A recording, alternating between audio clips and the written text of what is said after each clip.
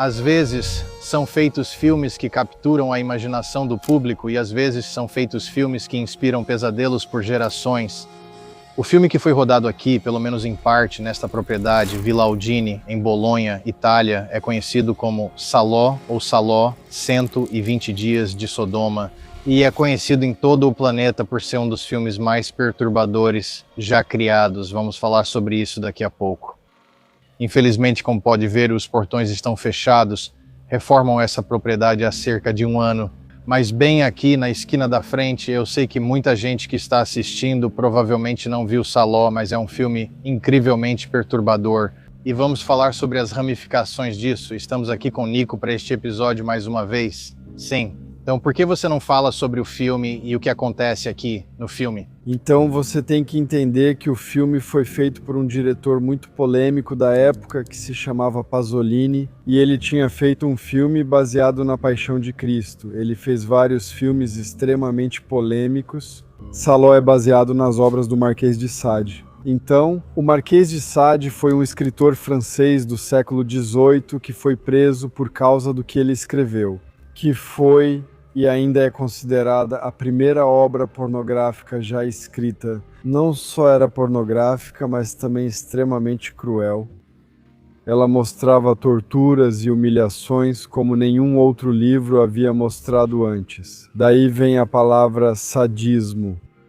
Triste, sadismo, Então o nome dele, Marquês de Sade. Marquês de Sade deu origem ao termo médico. É um termo médico, sadismo, que significa o prazer de torturar alguém. Então, esse livro influenciou Pasolini, mas ele não queria apenas adaptar o livro, o que seria impossível de adaptar para o cinema, porque é tão extremo. Mas ele queria aplicar algumas ideias do livro em outra história, uma história de 4 aristocratas que pertenciam ao governo fascista de Mussolini. E eles alugam essa vila, que supostamente fica na cidade de Salò no filme, mas para fins de filmagem eles escolheram essa vila atrás de mim, em Bolonha. Mas a cidade de Salò, quando você conhece um pouco de história, era como a sede do regime fascista durante a Segunda Guerra Mundial. Daí o uso do nome Salò. Então, os 4 aristocratas decidem torturar durante vários dias e até semanas um grupo de jovens meninos e meninas, talvez entre 16 e 18 anos de idade. O filme é como o livro dividido em círculos. Eu posso dizer o nome do círculo? Sim, círculos, porque isso pode ofender algumas pessoas, mas esse primeiro círculo é o círculo do mijo. Então envolve, como o nome sugere, humilhação ao beber urina. E então existe o círculo da merda, que envolve defecação e até eles comerem as próprias fezes. E então entramos no círculo de sangue, que é claro, é o mais extremo. E é aí que eles começam realmente a torturar e matar aqueles rapazes e moças. Então, é um filme muito extremo. Eu definitivamente não recomendo esse filme para pessoas muito sensíveis. É para ser uma denúncia do fascismo. Então, esses 4 aristocratas decadentes usam seus escravos como se fossem gado. Eles os obrigam a fazer as piores atrocidades. Quando foi lançado, é claro, foi fortemente censurado. Chocou muita gente. Teve pessoas que saíram dos cinemas no meio do filme. Mas ainda assim foi considerado um filme de arte por intelectuais na Europa, etc. E adquiriu status de cult. Então ainda é fortemente censurado. Você ainda pode encontrar, claro, DVDs e Blu-rays, etc. Mas não acho que isso jamais vai acabar em alguma grande plataforma comercial. Então, o filme é incrivelmente perturbador. Eu assisti ao filme anos atrás. Sinceramente, quando digo isso, não recomendo que os espectadores do canal saiam para assistir ao filme por conta própria, a menos que tenham apetite por extremos realmente extremos.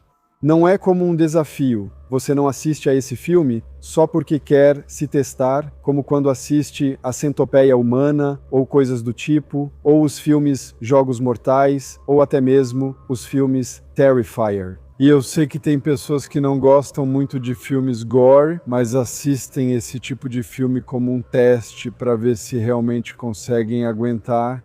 Não, Saló é um nível totalmente diferente. Com certeza vai te marcar se você não estiver preparado para esse tipo de coisa. Com certeza, definitivamente não é um filme para assistir com a família ou amigos ou, sabe, se você quiser assistir, assista com alguém que você tem certeza que não vai se ofender com esse filme. Isso é óbvio. Então, neste vídeo, o que acabou acontecendo na vida real foi que o diretor Pasolini de Saló, antes do filme ser lançado oficialmente nos cinemas, ele foi baleado e morto em uma praia em Roma. Atualmente, há várias teorias sobre o que ocorreu com ele. Uma das principais é que teria sido um assassinato encomendado pela máfia, mas eu também ouvi muitas pessoas e li muitos artigos, além de ter discutido com pessoas que acham que talvez, em vez de ele ter sido morto pela máfia, ele foi silenciado pelo que tentou mostrar com Saló. Pode ter sido político também, porque o filme denunciava na extrema-direita, né, o fascismo. Então pode ter sido alguém da extrema-direita. Na época, havia muita divisão na política italiana entre a extrema-esquerda e a extrema-direita. Eles tinham um grupo chamado Brigate Rossi, por exemplo, que era da extrema-esquerda, que cometia assassinatos e atentados em nome de ideias políticas. E do outro lado, havia pessoas que queriam a volta de Mussolini. Bem, ele estava morto, então não podia voltar. Mas a filha dele ou outras figuras políticas que eram próximas da extrema-direita. Então era uma época conturbada, os anos 70 e 80 na Itália. Eles chamavam de anos de chumbo por causa de todas as balas que foram disparadas naquela época. Não era só a máfia, era também político. Nós vamos explorar isso hoje à noite. Estávamos esperando poder subir e realmente ver a fachada desse prédio, porque ela é tão importante no filme e aparece nele. É um dos principais lugares do filme, mas como você pode ver, está fechado, parece que obviamente está abandonado agora. Tem um visual muito assustador. Pelo que eu entendi, eles estão trabalhando na fachada, nas paredes externas. E está em construção desde fevereiro de 2024. Sabe, as coisas parecem estar indo devagar e eu nem tenho certeza se eles ainda estão realmente trabalhando nisso. Às vezes eles simplesmente começam as obras e param por algum motivo, falta de orçamento ou algo assim. Mas isso realmente eu não sei. A fechadura é nova, mas eu não sei. Eu sei, parece realmente abandonado. Se você olhar bem ali naquela estrada que leva até a frente da vila, que obviamente é um ponto-chave no filme. Você tem que entender que, daquele outro lado, da frente da vila, você tem uma ótima vista da cidade e dos arredores. Então, esse é um dos motivos pelos quais eu acho que Pasolini usou aquele prédio por causa da vista e do próprio prédio. Isso representava um cerco de poder para esses 4 aristocratas. Também temos que dizer que apenas as cenas externas do filme aconteceram aqui. A outra vila, que fica realmente longe daqui, 1h30 de distância daqui. E foi nessa outra vila que eles filmaram as cenas internas. As cenas que aconteceram dentro da mansão. Acho que quando estivermos em Roma, vamos visitar o estúdio, o pavilhão de filmagem. Há uma área pública para visitação, ok. Porque este é um filme que impactou profundamente o cinema de uma forma incrível. E como era mesmo, o produtor executivo foi realmente julgado, levado a julgamento criminal pelo que ele fez ou pelo filme. Acho que foi por corrupção de menores ou algo assim. Não me surpreenderia porque os próprios atores são muito jovens. Isso é realmente chocante quando você assiste ao filme e vê o quão jovens eles são, e eles estão completamente nus, com nudez frontal total. E você provavelmente é. Isso é extremamente chocante. Eu não sei. Definitivamente me dá uma sensação meio assombrada, tipo, tem uma energia bem aqui e tá tão silencioso. Está silencioso. Tem uma energia. Ainda é uma vila antiga, então só dá pra imaginar o que aconteceu aqui. É. E uma coisa que eu sempre me perguntei agora, Nico, pra quem não sabe, obviamente tem um passado sombrio que já falamos aqui no canal antes. E ele é muito, muito inteligente quando se trata dos mundos espirituais ocultos. Então, uma das minhas teorias, tipo, eu e Connor fizemos um vídeo há alguns anos em um lugar chamado Hell House, que é uma atração de casa assombrada. Mas você já viu os filmes Hell House, tipo Hell House LTDA? Não, eu não vi. São tipo filmes de terror em estilo found footage, mas muita gente diz que são alguns dos filmes mais assustadores que saíram nos últimos anos. Ok. E quando estávamos lá, as pessoas que trabalham e são donas do local nos contaram que às vezes eles realmente veem alguns dos vilões do filme na casa em forma espiritual. Como uma impressão. Isso me faz pensar se um filme, não sei se existe alguma linha de pensamento ocultista ou espiritual. Tipo, se algo, por exemplo, com Saló ou Saló, seja lá quantos milhões e milhões de pessoas tenham visto esse lugar e ficado tão perturbadas, você acha que seria possível que esse tipo de energia mental ou essas memórias deixassem algum tipo de energia em um lugar? Existe uma palavra na cena ocultista que usamos, que é a palavra egregora. É uma palavra antiga que pode ser interpretada de várias maneiras diferentes, mas, para resumir, uma egregora é quando muitas pessoas acreditam em uma coisa ou liberam uma certa quantidade de energia. Essa energia ganha uma independência própria. Ela se torna uma entidade. Então, há muitas coisas que podem se tornar uma egregora. Algumas pessoas dizem que demônios, por exemplo, são as egregoras de todos os pensamentos negativos. Por exemplo, os pecados capitais. Por exemplo, existe um demônio para a preguiça, existe um demônio para a ganância. Isso seria a encarnação no mundo astral dessas energias negativas. Egrégora. Às vezes, a egrégora está ligada a uma casa, e pode ser o caso dessa vila, quando tantas pessoas se sentem ofendidas por um filme ou simplesmente têm essa reação instintiva ao assistir ao filme. Você tem que entender que, ok, nossa energia é projetada através das emoções, através da arte, etc. Mas uma das emoções mais fortes em termos de energia, a energia mais forte que você pode obter é através das entranhas. Uma reação instintiva traz uma sensação palpável. Espere. Houve apenas um clangor de metal. Lá dentro. E claramente não há ninguém lá. Isso é interessante. Mas como eu disse, a energia que você recebe de uma reação instintiva pode ser muito mais intensa do que de uma emoção real vinda do coração. E é um artista de Nova York, chamado Joe Coleman, que uma vez me disse que as melhores pinturas, por exemplo, vêm das entranhas. Não do intelecto, como a arte moderna, não do coração, como os impressionistas, mas das entranhas de pessoas que realmente projetam sua dor na tela. E é disso que estamos falando. Pasolini, que era um homem muito perturbado, ele projetou todo o seu tormento e todos os seus pensamentos negativos naquele filme que se tornou maior do que ele. Talvez tenha criado uma egrégora tão sombria e tão maligna que realmente o matou, certo? Pode ser o motivo pelo qual ele foi assassinado. E até hoje as pessoas ainda assistem ao filme e ainda sentem essas emoções ao pensar em um lugar como esse.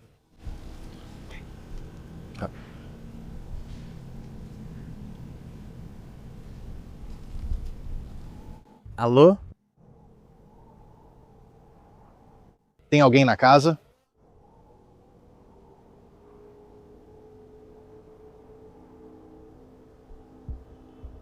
Alô?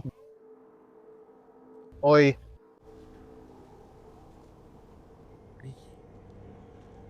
Cara, tenho que dizer, isso realmente me dá uma vibe sombria. Sério, dá mesmo, nem estou tentando exagerar nada. Tipo, é um sentimento legítimo estando aqui. Eu realmente não esperava por isso. Senti um arrepio. Cara, olha todos os meus pelos. Suei tanto que minha camisa ficou encharcada o dia todo. Meus pelos estão todos arrepiados, parece que estão pegando fogo. Juro por Deus, cara, estou todo arrepiado no braço. Tipo, isso é muito louco. Só de pensar, quero dizer, só as representações do mal que estão ligadas a isso, ligadas a outra casa, ligadas ao filme. Isso é repetido tantas vezes. É como você disse, está alimentando essa energia do que é esse egregoro. Então isso está conectado a este lugar ou está conectado apenas ao filme? Tipo, é meio assustador pensar nisso. Quero dizer, é como acontece com nossos vídeos. Muita gente diz que, enquanto está assistindo aos vídeos, coisas acontecem na casa delas enquanto assistem. Então, é um conceito estranho de se pensar, mas será que uma energia negativa ou sombria pode se apegar à mídia? Sim, com certeza. Então, a disseminação desse filme pelo mundo deixou as pessoas mais abertas à energia sombria desse filme? Isso pode ser chamado de filme amaldiçoado. Sim. É uma maldição. É como a premissa do filme O Chamado, sabe? A fita, eles assistem a fita. A fita, o filme diz que eles vão morrer em 7 dias. E isso acontece. E essa é o mesmo tipo de maldição que está ligada a uma obra de arte. Existem obras de arte, assim, que são definitivamente amaldiçoadas. Sejam pinturas. Dizem que minhas pinturas são amaldiçoadas. Talvez eu concorde, não sei. Só coisas boas acontecem com quem as possui, mas o próprio tema pode levar as pessoas a pensarem que elas são amaldiçoadas. Mas como artista, eu acho que quando você cria algo, seja um filme, uma pintura ou um livro, você coloca um pedaço da sua alma nisso. Então é magia, é uma magia primitiva, você está criando algo que é seu.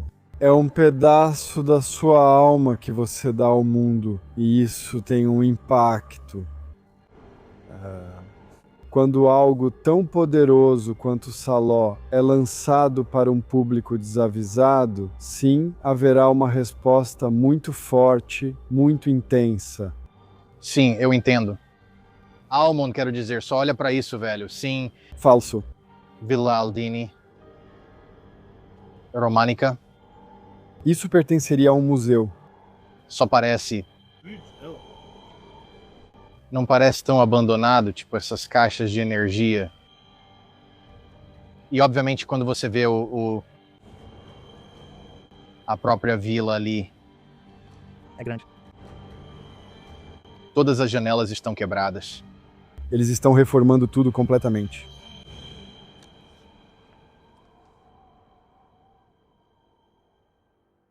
Às vezes, um filme é tão perturbador que, quando fica pronto, é trancado e escondido para sempre. Um desses filmes é o infame longa de 1975 Saló ou Os 120 Dias de Sodoma. Este é um filme cujo título, para quem já assistiu no passado, causa arrepios na espinha. É um dos filmes mais gráficos, mais cruéis e com a sensação mais maligna que já foi criado. É um filme que, há décadas, profissionais do cinema discutem, analisam e alertam para não assistir. E o diretor do filme foi assassinado antes mesmo do filme ser lançado mundialmente, em um homicídio brutal que permanece sem solução até hoje. Ele foi morto por mostrar verdade demais no filme? Sabia de algo que tentou mostrar? O que Paolo realmente viu? Vamos analisar tudo isso hoje. Mas primeiro precisamos falar sobre a versão original da obra conhecida como Os 120 Dias de Sodoma, escrita pelo Marquês de Sade. Agora, eu tenho uma cópia desse livro e eu, Sade. Anos atrás, eu tinha feito uma lista de livros que estavam de certa forma ligados ao tema que eu estava pesquisando na época, incluindo alguns desses círculos organizados de predadores sobre os quais já falei muitas e muitas vezes no passado. E muita gente naquela época disse: você tem que mergulhar no Marquês de Sade e olhar para os 120 dias. E foi o que eu fiz. E eu tenho que admitir, nunca li algo tão horrível quanto esse livro. Palavras não descrevem o quão perturbador é esse livro. Nem consigo citar algumas partes agora, mas depois lerei algumas citações para você. mas eu só quero que você saiba que é realmente... Quero dizer, eu nem consigo descrever. É simplesmente brutalmente horrível. Mas precisamos falar sobre o homem que escreveu o livro, o Marquês de Sade. Nascido Donatien Alphonse François de Sade em 1740 em Paris, tornou-se um dos aristocratas mais notórios da história francesa. Por causa de repetidas acusações envolvendo violência, tortura, coerção, pederastia e extrema crueldade, membro da nobreza francesa durante o reinado de Luís XV, de Sade levava externamente a vida de um nobre rico, servindo brevemente no exército e circulando entre as elites sociais. Ele era um típico membro da elite, muito rico e de família poderosa. Ele frequentava esses círculos, mas as autoridades começaram a vê-lo como perigoso e moralmente depravado, apesar da imagem pública que mantinha. Durante as décadas de 1760 e 1770, ele foi repetidamente preso após denúncias de criadas e outras mulheres que o acusaram de atos violentos e degradantes feitas às autoridades. Muitas dessas acusações foram documentadas em arquivos policiais, registros judiciais e depoimentos coletados pelas autoridades francesas, mas historiadores alertam que certos detalhes podem ter sido exagerados por reportagens sensacionalistas e pelo clima político da França pré-revolucionária. Mas eu acho que, na minha opinião, depois que você lê o que o Marquês de Sade escreveu em seu livro 120 Dias de Sodoma, as acusações fazem sentido. E eu, pessoalmente, acredito que ele fazia coisas muito piores, sobre as quais não sabemos até hoje. O Marquês de Sade era um aristocrata da nobreza francesa, e para os outros parecia apenas um rico comum. Ele era casado, vinha de uma família rica e, como mencionei antes, circulava entre a elite. No entanto, nos bastidores, as acusações contra o Marquês de Sade começaram a aumentar em número e eram simplesmente absolutamente horríveis. Então, para dar uma ideia, o Marquês de Sade se casou em maio de 1763. Segundo a Wikipédia e outras fontes, mas gosto de citar minhas fontes, depois disso as coisas tomaram um rumo sombrio. Citando diretamente da Wikipédia, 4 meses após seu casamento, Sade foi acusado de blasfêmia e incitação ao sacrilégio, que eram crimes capitais. Ele havia alugado uma propriedade em Paris que usava para encontros sexuais. Em 18 de outubro de 1763, o Marquês de Sade contratou uma mulher chamada Jeanne Testard. Testard disse à polícia que Sade a trancou em um quarto antes de perguntar se ela acreditava em Deus. Quando ela disse que sim, Sade afirmou que não existia Deus e gritou obscenidades sobre Jesus e a Virgem Maria.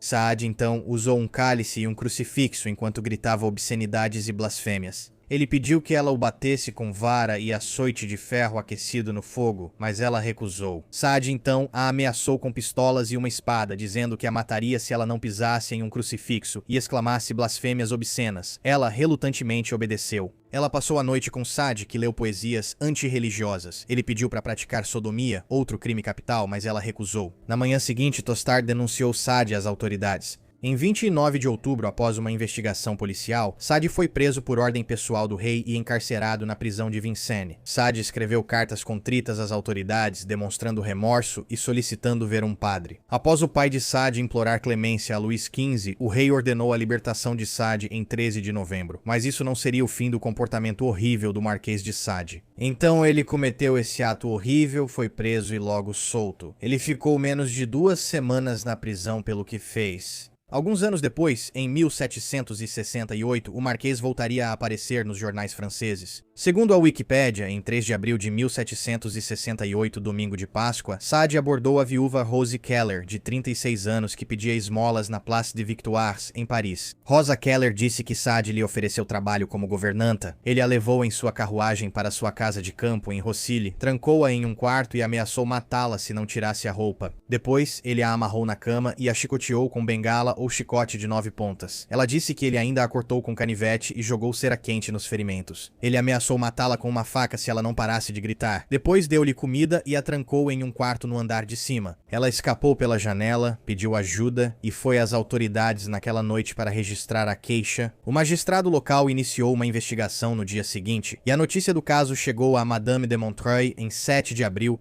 Ela enviou representantes a Arkell para pagar Keller e fazê-la retirar a queixa, ou seja, pagando as vítimas. Em 8 de abril, o rei emitiu uma lettre de cachet, um mandado real de prisão e detenção sem julgamento, e Sade foi preso no Château de Saumur e posteriormente na prisão Pierre e Cise. Em 15 de abril, a Câmara Criminal do Parlamento de Paris assumiu o caso e logo emitiu um mandado de prisão para Saad. Em 3 de junho, o rei concedeu um perdão ao marquês, provavelmente a pedido da família Montreal, sua família. O parlamento interrogou Saad em 10 de junho e ele disse que Keller prestava serviços voluntariamente. Ele negou tê-la amarrado, cortado ou queimado com cera quente e disse que Keller não reclamou das chicotadas na época. O parlamento aceitou o perdão do rei e ordenou que Saad pagasse 100 folhas e esmolas aos prisioneiros. Depois, Saad foi devolvido à prisão de Pierre e Cise sob a letra de cachê. Em 16 de novembro, o rei ordenou sua libertação com a condição de que ele ficasse em Lacoste sob supervisão. Mais uma vez, o marquês ficou preso por pouco tempo antes de ser libertado e aceito novamente na sociedade aristocrática francesa. Apesar de evitar punições severas por seu status aristocrático e influência familiar, de Saad teve sua reputação prejudicada e ficou sob maior vigilância policial. E alguns anos depois, o marquês voltaria a ser notícia. Mais uma vez, citando diretamente a Wikipédia, em junho de 1772, Saad e seu criado, Latour, viajaram para Marseille sob o pretexto de obter um empréstimo. Em 27 de junho, eles participaram de uma orgia encenada com 4 pessoas. A orgia incluiu chicotadas e, de acordo com algumas testemunhas, tanto de forma ativa quanto passiva. Incluindo Saad, Latour e um dos atuais, o Marquês de Sade, ofereceram pastilhas ou balas com sabor de anis, misturadas com uma substância química conhecida na época como mosca espanhola, que era um afrodisíaco. Uma das pessoas, Marianne Laverne, ficou doente depois de comer as balas. Naquela noite, de Sade teve relações com Marguerite Coste, que também adoeceu gravemente após comer as balas. Marguerite Coste denunciou Sade à polícia, e após investigação, foi emitido mandado de prisão por sodomia e envenenamento. Então, o Marquês de Sade se escondeu, e sua esposa pagou para Laverne e Marguerite Coste retirarem suas queixas. No entanto, o Tribunal de Marselha continuou o processo e condenou Sade e Latour, seu criado, à morte à revelia em 2 de setembro. A sentença foi então confirmada por outro tribunal e efígies representando o Marquês de Sade e Latour, seu criado, foram queimadas publicamente no dia seguinte. De Sade estava nesse momento na Itália com uma mulher chamada Anne Prosper, um relacionamento que transformou Madame de Montreuil em sua inimiga implacável. Ele escreveu para sua sogra da Itália revelando sua localização e ela usou sua influência para garantir sua prisão e encarceramento na fortaleza de Miolans, então parte do Reino da Sardenha. Eventualmente, porém, ele escapou da fortaleza onde estava preso em 30 de abril de 1773 e retornou à França. Então sua sogra vinha apagando todas essas pessoas que faziam acusações contra ele, mas ele continuava fazendo isso. Lembre-se, ele ainda estava tecnicamente casado nessa época. E quando ele fugiu, isso foi a gota d'água. E ela basicamente alertou as autoridades, fez com que ele fosse preso e se tornou sua maior inimiga. Agora, o Marquês de Sade quase foi preso em janeiro de 1774, quando foi avisado sobre uma iminente batida policial em sua casa em Lacoste, que havia sido organizada por sua sogra, Madame de Montreuil. Após a morte de Luís XV em maio, Madame de Montreuil conseguiu uma nova letra de cachê para a prisão de Sade em nome do rei Luís XVI.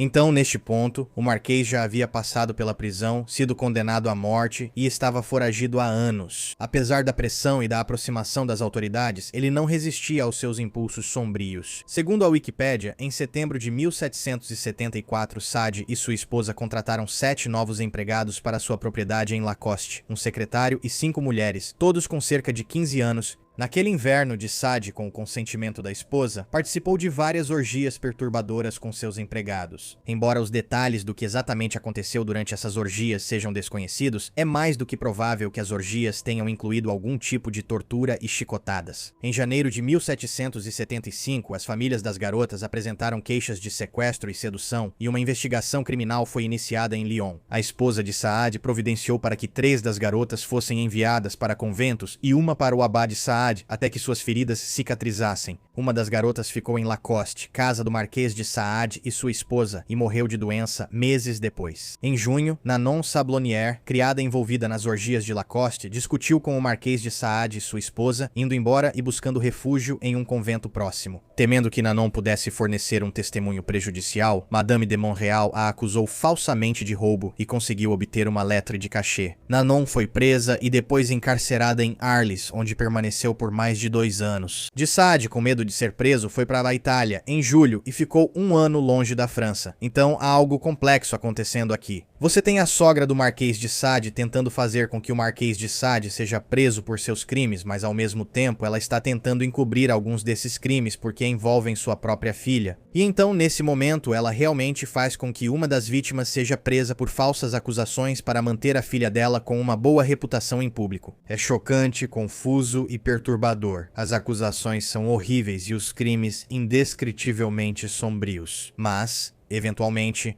a lei alcançaria o Marquês, e ele foi preso em 1777, depois solto, e finalmente preso novamente em 1801, mas dessa vez pela última vez. Então ele é preso pela última vez durante o governo de Napoleão. Ele é preso por blasfêmia, esqueci o termo correto, acusações de indecência por publicar materiais pornográficos. Mas mesmo enquanto estava preso em um asilo no final da vida, o Marquês de Sade aparentemente não conseguia se controlar. Ele tentou seduzir menores que estavam presos com ele. Ele encenava apresentações sexualmente explícitas com outros internos e até começou um relacionamento com a filha adolescente de um funcionário do asilo onde estava preso. Por fim, ele morreu lá naquele asilo em 2 de dezembro de 1814 do que alegaram ser uma febre gangrenosa prostrante. Ao longo de sua vida, o Marquês de Sade acabou passando cerca de 27 anos preso em prisões, fortalezas e asilos, incluindo a Bastilha e o asilo de Charenton, onde morreu. Durante esses confinamentos, ele escreveu, pois era um autor e poeta prolífico, especialmente nesses períodos em que esteve preso. Quando criou obras como Os 120 Dias de Sodoma, Justine e Juliette, que continham descrições gráficas de tortura, mutilação infantil, necrofilia, assassinato e degradação ritualizada,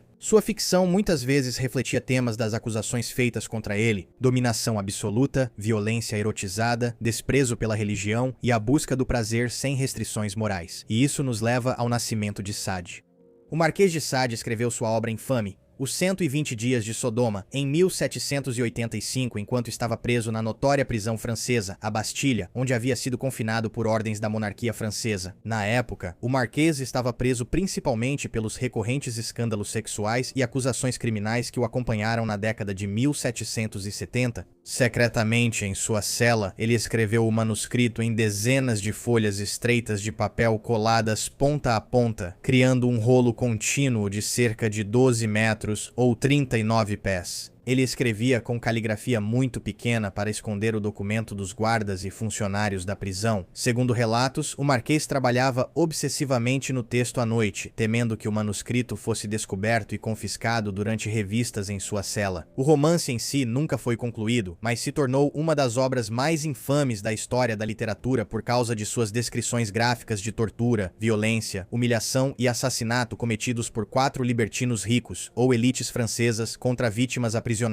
Em julho de 1789, poucos dias antes da tomada da Bastilha durante a Revolução Francesa, as autoridades transferiram abruptamente o Marquês de Sade para outra prisão. Achando que havia perdido o manuscrito para sempre no caos da queda da prisão, o Marquês teria chorado pela destruição da obra de sua vida. Na realidade, o pergaminho sobreviveu e foi recuperado da Bastilha após a Revolução. Depois ficou em coleções particulares por mais de um século, até ser publicado no início do século XX, muito tempo após a morte de Sade em 1814. Portanto, o Marquês de Sade nunca chegou a ver o lançamento de 120 Dias de Sodoma e não fazia ideia do impacto que teria anos após sua morte. Vamos retomar essa ideia mais tarde no episódio. Agora precisamos falar sobre o livro. Deixe-me avisar você, não vai conseguir esquecer algumas das coisas que estou prestes a te contar. Dizer que o livro 120 Dias de Sodoma é perturbador é como dizer que você está sentindo uma garoa leve quando na verdade está no meio de um furacão. Isso não é apenas a coisa mais perturbadora que já tentei ler, mas realmente é uma das obras mais perturbadoras já publicadas. O livro acompanha 4 libertinos ricos e politicamente poderosos, membros da elite francesa, um duque, um bispo, um juiz e um financista, que se retiram partiram para um castelo isolado com um grupo de adolescentes sequestrados e criados. Ao longo de 4 meses, os homens submetem sistematicamente seus cativos a atos crescentes de tortura sexual, humilhação e assassinato. Enquanto ouvem contadores de histórias idosos relatarem experiências cada vez mais depravadas para inspirar maior crueldade, estruturado em torno de uma progressão de paixões, como ele as chama, ou desejos corruptos, o livro se torna mais violento e caótico à medida que avança, retratando, por fim, o poder absoluto desprovido de moralidade, empatia, religião e qualquer restrição humana. E este livro descreve graficamente crianças. E quando digo graficamente, quero dizer graficamente.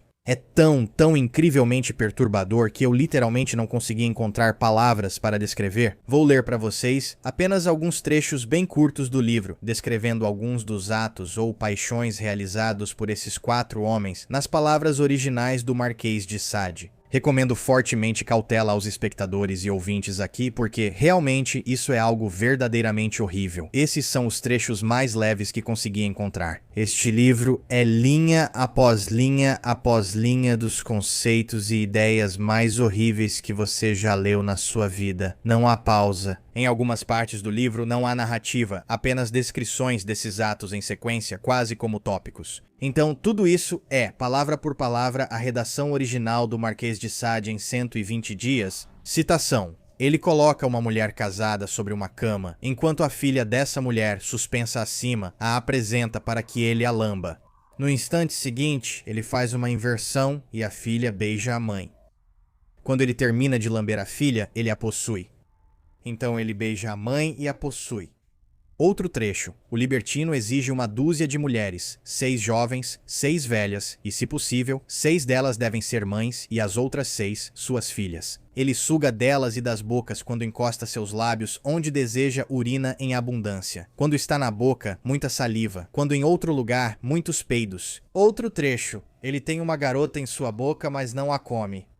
E enquanto a primeira garota está em ação, uma segunda suga o dele e, enquanto ele ejacula, ele defeca na mão da garota que está o estimulando. As garotas trocam de lugar. Outro trecho. Ele se coloca em uma banheira. 30 mulheres entram uma após a outra até que ela fique cheia. Ele ejacula enquanto se mexe no meio de tudo aquilo. Outro trecho. Ele vê 12 garotas todas as manhãs e engole a dúzia delas. Ele as vê todas ao mesmo tempo. Outro trecho. Ele deseja que um pai coma seus filhos, depois ele come os pais. Ele está no meio de 6 garotas. Uma o espeta com uma agulha, a segunda usa pinças nele, a terceira o queima, a quarta o morde, a quinta o arranha, a sexta o flagela. Tudo isso por todo o corpo dele, indiscriminadamente. Ele ejacula no meio dessa atividade. Outro trecho. Ele esfrega uma garota nua com mel, depois a amarra a uma coluna e solta sobre ela um enxame de grandes moscas. Outro trecho. Ele espalha uma cola poderosa na borda de um assento de privada e manda a garota entrar. Assim que ela se senta, suas nádegas ficam presas. Enquanto isso, do outro lado, um pequeno braseiro de carvão é colocado embaixo dela. Queimada, ela salta, deixando para trás um círculo quase perfeito de pele. Próximo trecho, ele transa com uma ovelha enquanto um cachorro lambe o pênis dele. Em outro momento, uma mulher de cabelos lindos é levada até ele para que examine seus cabelos, mas ele os corta traiçoeiramente e jacula ao vê-la chorar e lamentar, rindo descontroladamente diante de sua desgraça. Próximo trecho. Outro indivíduo precisa de 2 cadáveres, os de um menino e de uma menina, e ele usa o corpo morto do jovem enquanto beija as nádegas da menina e enfia a língua em seu... Ok, terminei agora. E esses são alguns dos trechos mais leves do livro que eu escolhi ler para vocês, só para dar uma ideia de como essa obra é explícita e perturbadora. Isso nem é o conteúdo do final, quero dizer, as descrições. Lembro de ter lido parte disso anos atrás e fiquei enjoado. Não acreditava que era um livro de verdade. Quero dizer, exagerando um pouco, essas são as partes leves do que ele descreve. Eu nem cheguei a ler para você as coisas absolutamente nauseantes que falam sobre crianças e assassinatos e torturas gráficas. E quero dizer, é simplesmente insano. É um livro completamente insano. Quero dizer, é uma obra histórica, mas basicamente é descrição atrás de descrição das coisas mais horríveis e perturbadoras que você já leu na vida. E eu realmente sinto muito que vocês tenham tido que ouvir isso, mas vocês precisam entender isso. O Marquês de Sade é um membro da elite da sociedade que era conhecido por se envolver nesse tipo de coisa, escrevendo tudo isso enquanto estava preso por cometer crimes semelhantes. Então, partes do seu livro seriam uma espécie de confissão. Algumas dessas coisas aconteceram diante do Marquês de Sade. Ele sabia que as elites da época gostavam disso? Ou será que tudo não passa de ficção, fruto de uma mente perturbada? Bem, estudiosos continuam até hoje debatendo onde a realidade termina e o mito começa na vida do Marquês de Sade, já que tanto seus inimigos quanto admiradores posteriores às vezes exageraram elementos de sua história. Historiadores concordam que ele praticou abusos e violências que chocaram até pessoas da cultura libertina e liberal da França do século XVIII. Seu legado permanece singularmente perturbador, pois suas acusações criminais e obras de ficção tornaram-se quase inseparáveis, fazendo dele um símbolo duradouro do excesso aristocrático, crueldade e sadismo sexual. Agora, também é importante saber que é do Marquês de Sade que vem a palavra sadismo. A definição de sadismo é a obtenção de prazer, satisfação ou gratificação ao infligir dor física ou psicológica, sofrimento ou humilhação em outras pessoas. Isso mostra o quão notório e influente o Marquês de Sade e as histórias de sua vida foram para a cultura mundial na época. Ele literalmente teve uma palavra inteira criada para descrever suas inclinações e ações horríveis. Agora, após a morte de Sade, sua memória começou a desaparecer. Ele se tornou uma das figuras mais notórias da história francesa, mas de repente foi quase esquecido. Ou seja, até a década de 1970, quando esse mesmo livro, 120 Dias de Sodoma, foi adaptado para o cinema por um cineasta italiano relativamente conhecido na época chamado Pier Paolo Pasolini.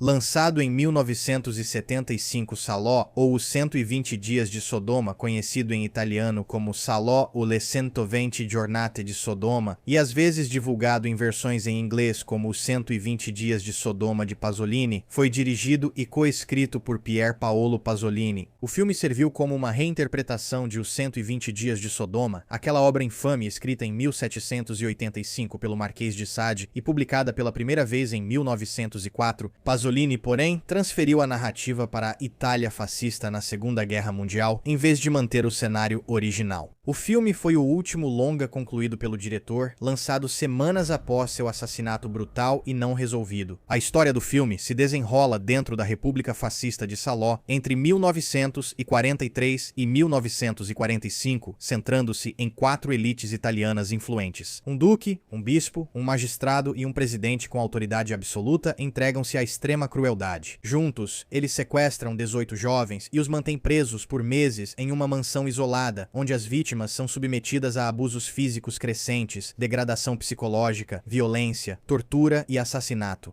Mas, por trás de suas imagens chocantes, o filme aborda uma variedade de temas, incluindo autoritarismo, fascismo, capitalismo, corrupção, cultura do consumo, niilismo, moralidade, sadismo, sexualidade e o abuso do poder institucional. Estruturalmente, a narrativa é dividida em 4 capítulos inspirados na Divina Comédia: o Anti-Inferno, o Círculo das Manias, o Círculo de e, finalmente, o Círculo de Sangue. Pasolini também incorporou referências a obras como A Genealogia da Moral, de Friedrich Nietzsche, Os Cantos, de Ezra Pound e Em Busca do Tempo Perdido, de Marcel Proust. O filme estreou no Festival de Cinema de Paris em 23 de novembro de 1975. Embora tenha sido exibido brevemente nos cinemas italianos, as autoridades proibiram o filme em janeiro de 1976. O público americano só veria o filme em 3 de outubro de 1977, mais de um ano depois. Devido às suas representações gráficas de violência, tortura, abuso e assassinato, o filme imediatamente gerou uma intensa controvérsia e permanece até hoje totalmente proibido ou restrito em vários países. Até hoje, há muitos países onde assistir a este filme ou possuir uma cópia dele é ilegal.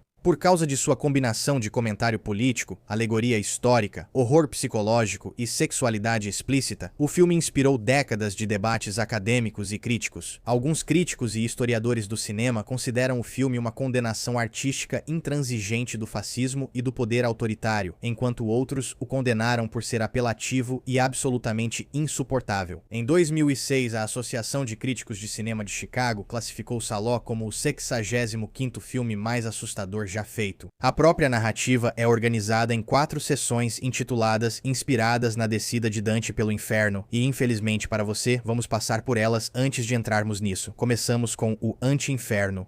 Ambientado em 1944 na República de Saló, apoiada pelos nazistas, o capítulo de abertura apresenta os 4 libertinos governantes: o duque, o bispo, o magistrado e o presidente. No acordo ritualístico, decidiram trocar as filhas em casamento. Eles então recrutam vários jovens colaboradores, incluindo guardas adolescentes chamados Bruno, Fabrício, Cláudio e Ézio, junto com um grupo de fascistas escolhidos especificamente por sua atratividade física e atributos sexuais. Trabalhando ao lado da polícia secreta fascista, conhecida como OVRA, esses colaboradores então sequestram 18 adolescentes, 9 meninos e 9 meninas, e os levam para uma propriedade isolada perto de Marzabotto. Uma tentativa de fuga termina imediatamente quando uma vítima em fuga é baleada e morta, e vale dizer que essa propriedade é onde começamos este vídeo. Veja, enquanto mostramos cenas do filme gravadas em frente à propriedade, agora você entende por que o lugar tem uma atmosfera tão assustadora.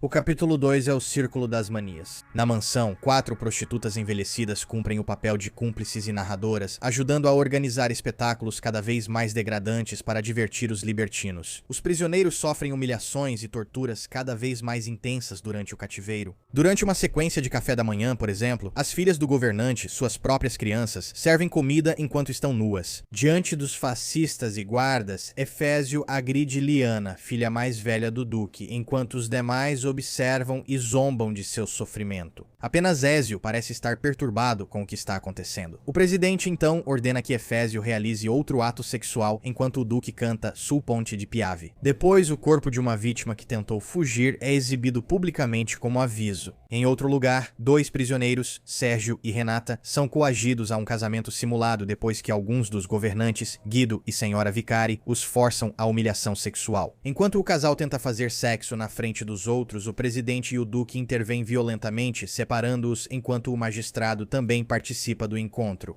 Em outra ocasião, os cativos são despidos e obrigados a se comportar como cães. Quando Lamberto se recusa a obedecer, o magistrado o espanca com um chicote, enquanto Susana, filha do presidente, é forçada a comer polenta com pregos enferrujados. Depois, chegamos ao Círculo de Merda. Na terceira sessão, Senhora Maggie relata histórias de infância, como sua obsessão por coprofilia ou pela ingestão de fezes humanas e o assassinato da mãe durante uma discussão sobre prostituição. Renata, uma das vítimas, fica abalada ao ouvir, lembrando a morte da mãe. O choro dela excita o duque, que manda os guardas e colaboradores deixá-la nua. Renata implora pela morte, mas em vez disso, o duque a força a consumir suas fezes com uma colher. Mais tarde, durante um grotesco casamento encenado para o magistrado e Sérgio, os prisioneiros recebem um banquete de fezes humanas consumidas casualmente pelos libertinos e cúmplices que apreciam comer essas fezes. Em outra cena, Franco, outra vítima, é selecionado durante um concurso para determinar qual cativo possui as nádegas mais bonitas. Apesar da promessa de execução imediata, o bispo resolve poupá-lo por um tempo para que sofra uma morte mais dolorosa depois, e por fim, o Círculo de Sangue.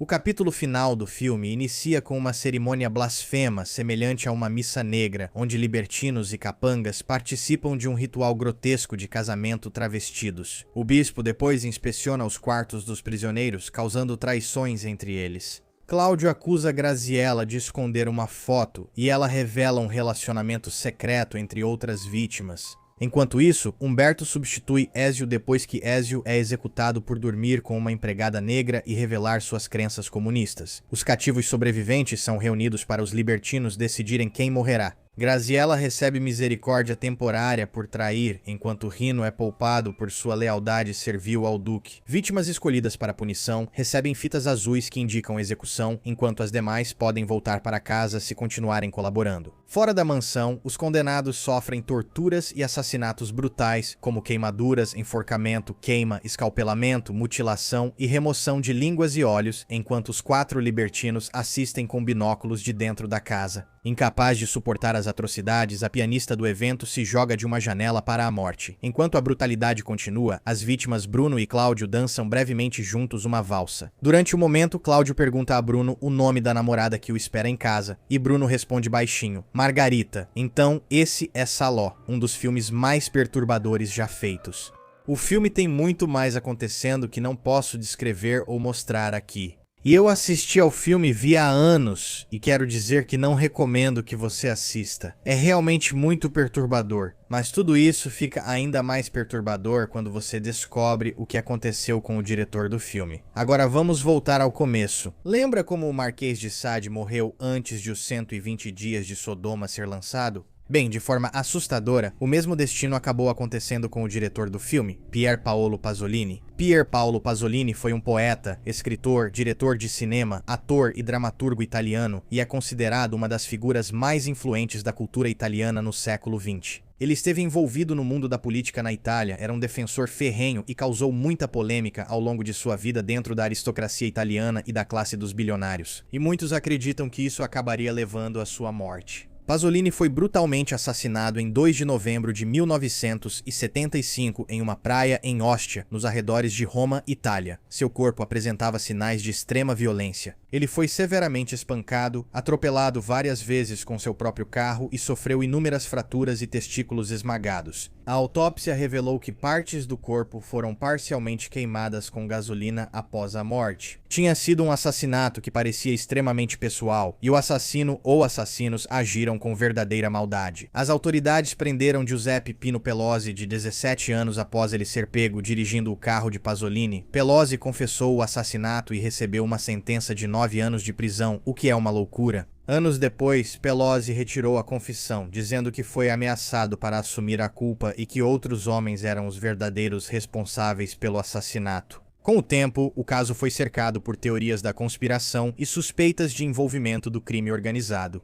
Uma teoria importante sugeria que o assassinato poderia ter relação com rolos de filme roubados de Salò, de Pasolini, e que ele teria marcado um encontro para recuperar esse material pouco antes de morrer. Essa é uma das teorias mais debatidas sobre o assassinato de Pasolini, os rolos de filme desaparecidos. De acordo com o depoimento posteriormente fornecido pelo amigo de longa data e colaborador de Pasolini, Sergio Citti, partes do filme teriam sido roubadas durante a pós-produção em 1975. Sergio Citti disse que Pasolini contou ter sido contatado por pessoas envolvidas no roubo e que acordos foram feitos para recuperar os rolos desaparecidos. Essa suposta reunião teria ocorrido na noite de 1º para 2 de novembro de 1975, a mesma noite em que Pasolini foi assassinado na praia de Ostia. A teoria ganhou nova atenção décadas depois, porque poderia explicar por que Pier Paolo Pasolini pode ter ido voluntariamente à praia de Ostia tarde da noite e por que vários agressores podem ter estado envolvidos. Citti disse que Pasolini pensava estar negociando a devolução de material roubado, não indo para uma emboscada violenta. Novas evidências de investigações particulares sugeriram mais de um agressor, com apoio de testemunhas oculares. Relatos apontam presença de vários homens no local e inconsistências forenses na versão de um único assassino. Alguns investigadores e jornalistas sugeriram que o roubo poderia ter ligação com grupos criminosos organizados no tráfico de filmes no mercado negro ou extorsão, embora sem provas definitivas. Ainda assim, é interessante. Se os rolos foram roubados e os ladrões queriam marcar um encontro para receber dinheiro do Pasolini, por que o matariam depois? Parece que ele foi até a praia naquela noite escura com a intenção de recuperar as partes faltantes do filme. No entanto, em vez disso, ele acabou sendo brutalmente assassinado. Isso não faz sentido pra mim. Desde o começo, os ladrões não queriam dinheiro, mas cometeram um assassinato. Importante destacar que nenhum tribunal provou que os rolos roubados causaram diretamente o assassinato dele. Alguns estudiosos e investigadores argumentam que a verdadeira história do roubo pode ter sido apenas um componente de uma armação maior, enquanto outros acreditam que ela pode ter sido usada para atrair Pasolini para um local isolado, onde os agressores já o esperavam. O Ministério Público de Roma reabriu aspectos do caso nos anos 2000, depois que o antigo suspeito, Pelosi, retirou sua confissão e afirmou que vários homens haviam cometido o assassinato. Os magistrados concluíram que não havia provas suficientes para resolver formalmente o caso. Assim, a teoria dos rolos roubados segue como uma das explicações não resolvidas para a morte de Pasolini, não sendo um motivo oficialmente confirmado. É mais um mistério, especialmente sobre os rolos de filme roubados. Algumas fontes dizem que a maioria foi recuperada. Há fontes que dizem que os rolos sumiram totalmente. Se for verdade e nunca mais apareceram, o que continham? Será que exibiam algo que alguém realmente não queria que o público visse em seu país? Será que Pasolini revelou algo no filme que acabou lhe custando a própria vida? Uma teoria antiga sobre o assassinato de Pasolini sugere que ele foi brutalmente morto devido aos temas políticos, críticas sociais e representações explícitas de eventos secretos da elite em Salò. Lembre-se, no filme, homens ricos e politicamente poderosos, incluindo o presidente do país e outros políticos de alto escalão, aprisionaram, torturaram e assassinaram jovens menores de idade enquanto agiam completamente acima da lei. Diversos críticos viram o filme não só como cinema de choque, mas também como metáfora do autoritarismo, corrupção da elite, consumismo e abuso de poder das classes dominantes. Outros, que estudaram os mundos do crime organizado por anos, acreditavam que o que foi mostrado na tela no filme era, na verdade, o que realmente acontecia secretamente em todo o mundo em eventos organizados pela elite da sociedade. Pier Paolo Pasolini, ele mesmo era abertamente político e frequentemente atacava instituições poderosas na Itália, incluindo o governo, a Igreja Católica, o capitalismo, o fascismo e o que ele via como decadência moral entre as elites. Antes de morrer, ele passou a escrever artigos investigativos e políticos mais polêmicos, acusando empresários, políticos, redes secretas e grupos ligados à inteligência de corrupção e violência na Itália. Um projeto inacabado, mais tarde publicado como Petróleo, teria abordado conspirações políticas, estruturas de poder econômico e figuras do establishment corporativo e político da Itália. Assim, alguns apoiadores e investigadores passaram a teorizar que o assassinato de Paolo Pasolini poderia ter motivação política e não ser apenas um encontro sexual aleatório que resultou em violência. Uma das teorias originais era que ele se encontrou com alguém para um encontro e essa pessoa o matou violentamente. Talvez tenha sido silenciado por revelar demais. Ele pode ter sido morto para impedir o lançamento de Salò. Talvez os assassinos tenham pensado que, se o diretor fosse assassinado, eles engavetariam o filme por um tempo ou impediriam permanentemente seu lançamento em grande escala. No entanto, isso não aconteceu. E o assassinato de Pasolini, de certa forma, impulsionou as vendas de ingressos para o filme e fez com que as pessoas se interessassem em ver o filme pelo qual um diretor supostamente havia morrido. Atualmente, é reconhecido que depoimentos e novas evidências sugerem o envolvimento de vários agressores, não apenas de um assassino solitário. Outras especulações ao longo dos anos ligaram o assassinato de Pasolini à loja maçônica secreta Propaganda Due, ou P2, ao extremismo de direita e ao grupo criminoso Banda della Magliana. No entanto, após mais de 50 anos e apesar de investigações renovadas e tentativas de reabrir o caso usando evidências de DNA, o assassinato de Pasolini, oficialmente até hoje, permanece sem solução. O que aconteceu naquela praia escura, naquela fria noite de inverno de 1975 segue perdido no tempo, um mistério cinematográfico sem solução, mas é aí que entramos. Queríamos verificar se havia energia remanescente na área e saber se existiam espíritos ou energias na praia que pudessem responder nossas perguntas sobre o filme O Assassinato de Pasolini e Salò. Eu tinha várias teorias e pensamentos sobre esse local. Inicialmente, eu queria investigar o lugar onde filmaram Salò para ver se um filme de terror ou um filme tão perturbador que deu pesadelos e pensamentos horríveis para tantas pessoas. Se filmar em um local pode influenciar uma assombração ou energia, é porque as pessoas veem esse lugar no filme e sentem algo. Eu me pergunto se essa energia pode viajar até esse lugar. É um conceito bem metafísico, mas tenho que dizer, dá pra ver isso no começo desse filme. Aquela área é muito assustadora. É uma casa muito sinistra, está abandonada. A gente continuava ouvindo barulhos lá dentro. Eu adoraria ter investigado aquilo, mas infelizmente, quando chegamos lá, achamos que estaria aberto. Estava fechado. E neste filme, estamos focando na minha segunda ideia. Ir até a área onde Pasolini infelizmente perdeu a vida há mais de 50 anos e ver se há alguma energia, algum espírito, alguém que estava presente quando aquilo aconteceu que possa expandir essa ideia e nos dar algum tipo de pista ou evidência. Agora, nós já fizemos muitas investigações como essa no passado e eu quero deixar muito claro porque já deixei claro antes e algumas pessoas ainda não entenderam o recado. Quando estamos aqui coletando essas evidências ou conduzindo essas investigações, isso não deve ser tratado como uma prova concreta que é 100% legítima, provando ou refutando algo. Eu não entendo o paranormal. Eu faço isso há 11 anos, ainda não estou mais perto de uma resposta do que no início. Por isso, este é só um experimento para nós, pois buscamos respostas. Quero uma resolução para a história. Pasolini merece uma resolução. E parece que neste ponto, esse é um daqueles casos que simplesmente caiu quase no esquecimento, a menos que você fale sobre 120 dias ou os filmes que Pasolini criou. Então, por favor, assista a isso com a mente aberta, mas também lembre-se de que não estamos interpretando isso como uma resposta direta de Pier Paolo Pasolini. Não acho que seja isso e nunca pensei isso sobre nenhuma dessas investigações. Isso é apenas um experimento e investigação de quem realmente se importa com o caso.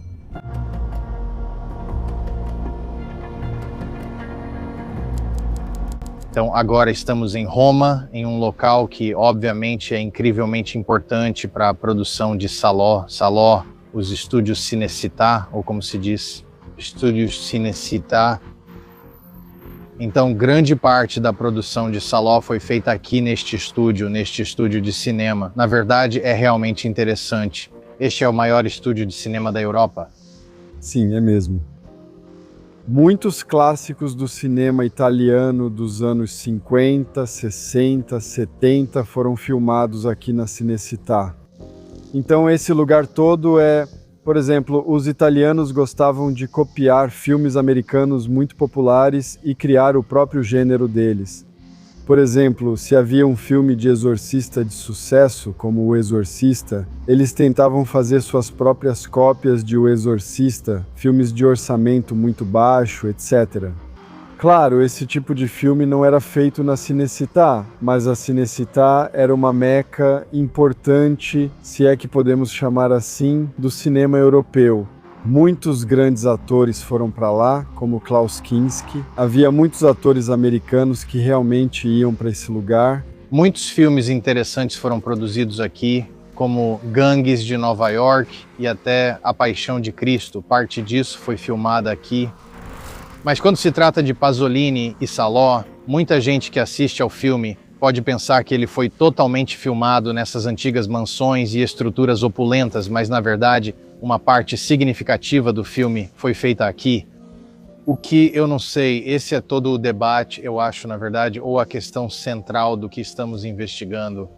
Eu sei que eles estão atuando, mas teve que haver algum tipo de trauma para os atores e atrizes, mesmo experimentando assassinatos simulados. Tem muita nudez no filme e são coisas realmente perturbadoras. Até cenas de pessoas que deveriam ser adolescentes comendo fezes e coisas desse tipo. Acho que tudo isso deve ter sido traumático para eles. Será que essa energia marca um prédio ou lugar? Será que as pessoas sabem qual estúdio de filmagem foi usado para filmar Salò, ou se isso é conhecido? A questão é que os anos 70 foram uma época de liberdade artística. Então era uma época em que as pessoas queriam ser artistas. E Pasolini tinha uma inclinação para a esquerda. Então ele era realmente político, ele era um artista político. E ele via seus filmes como um manifesto político, se é que posso usar essa palavra sob o pretexto de fazer arte. Naquela época, pessoas como Pasolini podiam se safar fazendo os atores ficarem nus para o seu filme. E isso não chocaria os produtores e não chocaria a mídia naquela época porque era considerado arte. Obviamente, quando visitarmos o local onde ele foi assassinado esta noite, vamos investigar. A ideia de que talvez algumas pessoas acima dele no poder, classe dominante, governo, achavam que o que ele estava mostrando era um pouco próximo demais da realidade deles. Foi meio que um despertar ou uma exposição do que esses membros da elite dessas sociedades fazem, sim. Que é uma das grandes teorias, como dissemos antes. A teoria da máfia para explicar por que ele foi morto, a de que foi um assalto aleatório ou a de que ele foi silenciado. E bem aqui estão os estúdios Cinecittà. E bem aqui está um prédio do governo do Departamento do Interior, tipo um prédio governamental enorme, bem em frente de onde eles estavam filmando esse filme que pode ter causado a morte dele. É meio interessante, né? É interessante. Política, cinema. Isso aqui era uma fábrica de sonhos. Essa é a palavra que eles usavam, fábrica de sonhos. Mas o mundo real, sabe, às vezes te dá um soco na cara. Foi isso que aconteceu com Pasolini, eu acho. Ele era um sonhador, mas talvez tenha sonhado em voz alta demais. Infelizmente viemos até aqui. Fica a 30 minutos do nosso Airbnb. Queríamos entrar no museu para ver os artefatos do cinema italiano, mas eles fecham às terças-feiras. E claro, que dia é hoje? Terça-feira. É terça-feira. Então, uma dica quando você for para a Itália, Sempre confira o horário de funcionamento. É assim que você aproveita o dia. Eu entendo isso. Teria sido uma boa dica 2 horas atrás. Isso é uma passagem subterrânea? Sim. Sim. Uau, eu só ia atravessar a rua correndo.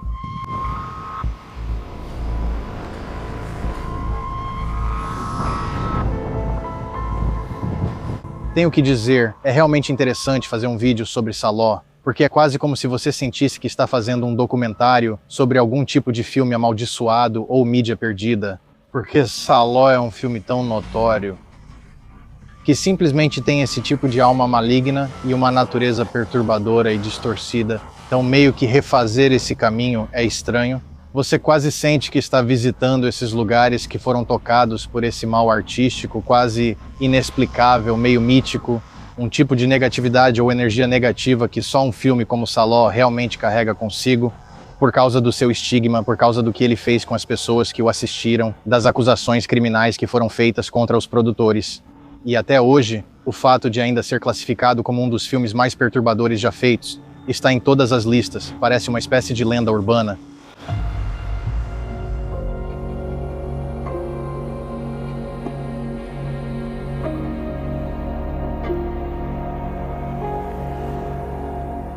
Então, quando se trata da história de Pier Paolo Pasolini e da história de Saló, o que as pessoas precisam lembrar é que ele realmente nem viveu o suficiente para ver o que acabou acontecendo com o filme. Ele foi brutalmente assassinado bem aqui, exatamente nesta área, que agora é o Parque Pier Paolo Pasolini. Na noite em que foi assassinado, ele havia encontrado alguém, estava em busca de um amante masculino. E, aparentemente, o que acabou acontecendo, segundo o depoimento desse amante depois, foi que 3 homens com fortes sotaques do sul da Itália se aproximaram deles no veículo e os tiraram do carro. Eles espancaram Pier impiedosamente com algum tipo de instrumento de madeira. Eles o atropelaram com o carro e depois incendiaram seu corpo bem aqui, exatamente neste local. Agora, como já falamos no documentário, é muito interessante que Saló tenha sido um filme tão politicamente poderoso que algumas pessoas, você sabe, interpretaram como uma exposição de alguns desses rituais. Quero dizer, você ouve histórias de sobreviventes de violência e é como Regina Luff no escândalo do True, que soam assustadoramente semelhantes ao que foi retratado na tela no filme Saló. Curiosamente, conversávamos com o Nico para, acho, outro vídeo. Posso colocar o trecho aqui, mas estávamos falando sobre isso há cerca de 1 hora, pouco antes de virmos gravar isto, sobre Gilles de Rais. Gilles de Rais? Gilles de Rais. Gilles de Rais, um tipo de nobre francês que acabou entrando em contato com um alquimista, teve contato com um demônio e basicamente foi informado: precisamos de sangue de crianças para realizar esses procedimentos alquímicos e mágicos. Ele se tornou um dos primeiros assassinos em série e matadores de crianças. Há relatos de que matou mais de 140 crianças. Isso foi há séculos, mas esse era realmente o filme no qual Pasolini supostamente estava trabalhando. Ele estava planejando uma trilogia da morte. Seria Saló, esse filme sobre Gilles de Rais, e depois outro filme. Mas antes que ele pudesse completar isso, obviamente ele foi assassinado. Então isso adiciona um outro nível de estranheza. Porque se você está falando sobre ele expor coisas e rituais, nós fizemos um vídeo inteiro sobre colheita de sangue no ano passado. Então é realmente estranho que ele tenha sido morto antes que pudesse avançar em... Qualquer uma dessas coisas. E a energia que você sente naquele parque é definitivamente estranha. Você ouve pássaros, ouve muita vida, mas ao mesmo tempo é louco pensar que em uma cena de assassinato eles fizeram um parque. Normalmente, você sabe, cenas de assassinato têm uma placa, só uma placa, como vimos em outro vídeo com o monstro de Florença, onde há um memorial para a vítima, mas um parque inteiro para uma vítima de assassinato. Isso é algo que eu nunca tinha visto antes. Isso é algo muito específico, muito único e também muito interessante. E acabei de perceber que temos uma placa aqui à direita e acho que são citações dos filmes dele, se entendi bem. Então, este é um filme chamado Il canto pianto della Scavatrice, de 1956. Acho que sim, vejo outras placas, podemos olhar ao redor. O que é isso? Esta é apenas uma placa dizendo que este é o Parque Pier Paolo Pasolini. Então ela te mostra como se movimentar nesse parque, seguir o caminho. Devemos olhar. Sim.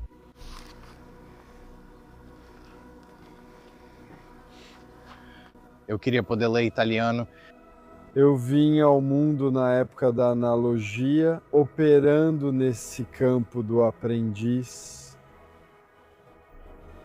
E depois disso, a resistência. E eu vou responder com as armas da poesia. Eu restauro a lógica e eu fui um poeta civil. Eu não sei como interpretar isso. Bem, é interessante porque era isso que ele fazia. Dias após sua morte, invadiram sua casa e alguns manuscritos sumiram. Então isso também faz parte do acobertamento em que as pessoas acreditam, que ele também escrevia matérias jornalísticas e estava planejando, em um manuscrito que foi mencionado, expor algo sobre um acidente de avião que aconteceu e sobre essa gigante companhia de petróleo que envolvia a CIA e, uau! Sim, ele planejou tudo isso e sumiu do escritório.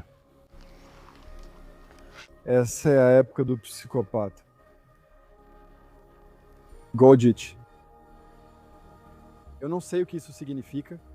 Eu só consigo escrever lucrando muito rápido sobre música ou cinema por excesso, ou não sei essa palavra, ou por piedade. Queijo. É. Eu não sou tão fluente em italiano, me desculpe. É realmente difícil, é realmente literário, se eu posso usar essa palavra.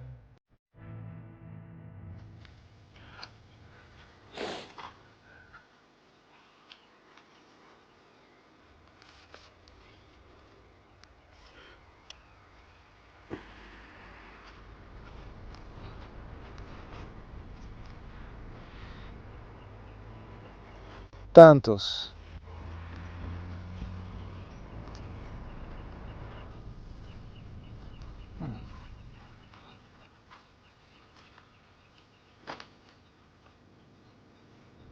Acho que entendo que essa morte não é sobre não conseguir se comunicar, mas sobre não conseguir mais ser compreendido. Isso é bem intenso. Uau.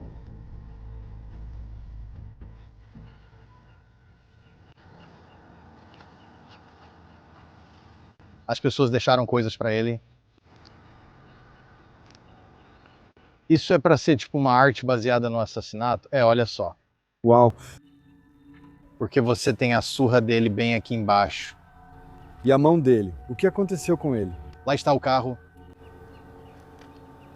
Eu não sei o que é aquilo, parece uma placa de carro. Aí você tem os 3 assassinos que nunca foram pegos e aquele ali embaixo é o Pasolini. E algumas citações, é bem interessante. Eu me pergunto que forma é essa... Uma pomba, talvez, o símbolo da paz, não sei.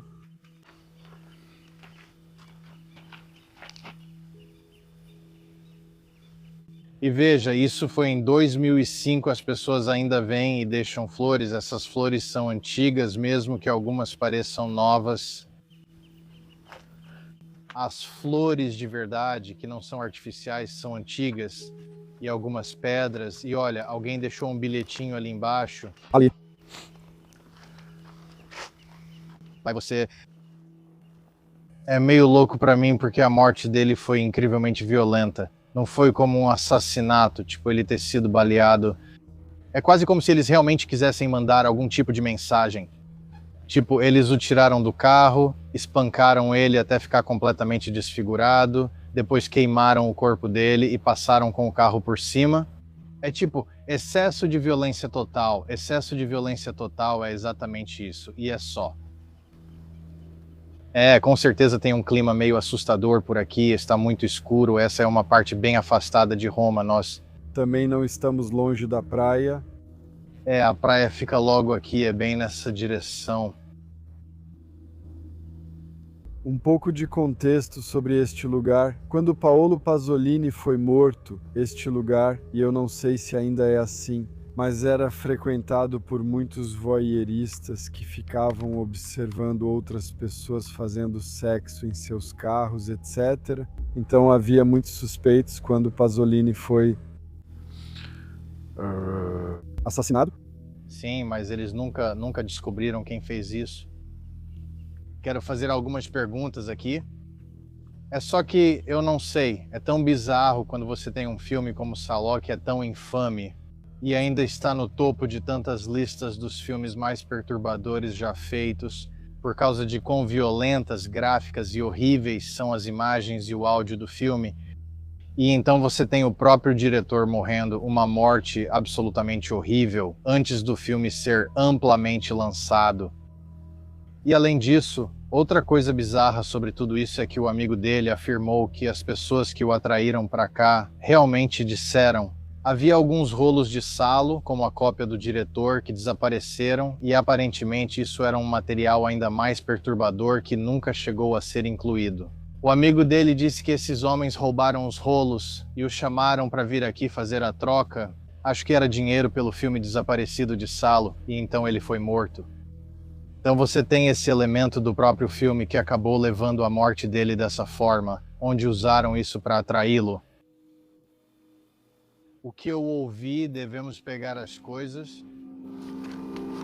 Tudo bem, então para começar, vamos apenas andar por essa área do memorial e fazer uma sessão com o gravador de voz. Então isso não é um GR60, é um gravador de voz antigo.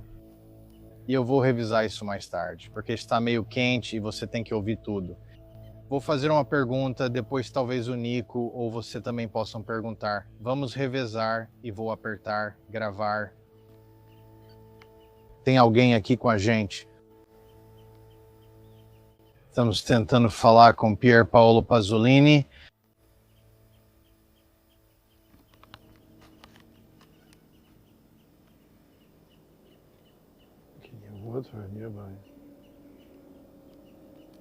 Bem ali, eu não tinha ouvido isso antes, de jeito nenhum.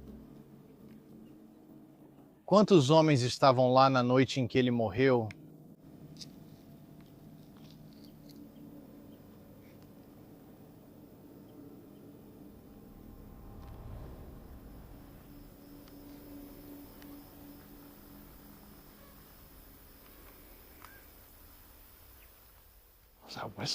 Sim, sim, sim. Eu também ouvi um estalo, até mesmo um passo estalando.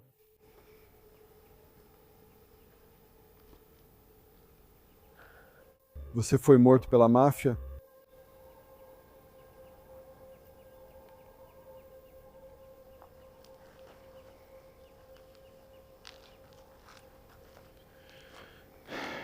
O assassinato aconteceu aqui?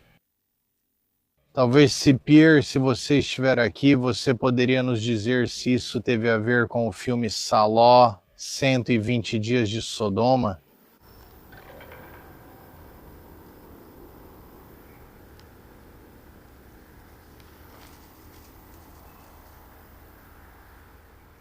Tem muita vida por aqui e muita morte também. Essa foi uma morte especialmente brutal, com muita dor. E você ainda sente essa dor?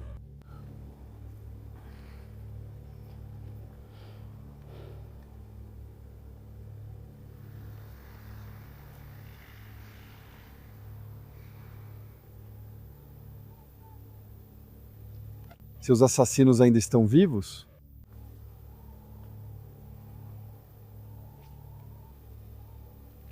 À distância podemos ouvir jovens festejando, talvez na praia, parece que sim. Havia um elemento político nesse assassinato? Algo além do que as pessoas sabem?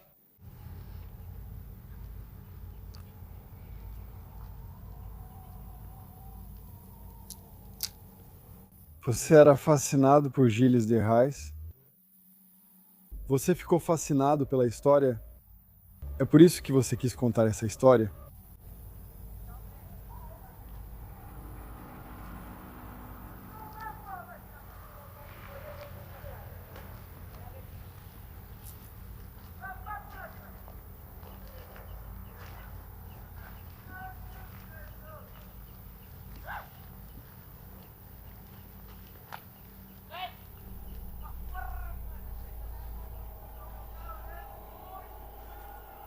Este lugar parece ser frequentado pelas crianças daqui. Vá para a festa na praia. É verão, estamos em agosto. As pessoas que te mataram estavam te seguindo?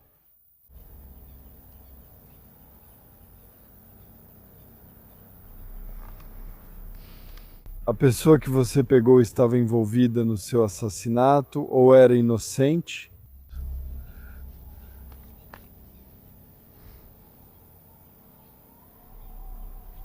Alguma das partes era de Salo, inspirado em histórias reais que lhe foram contadas.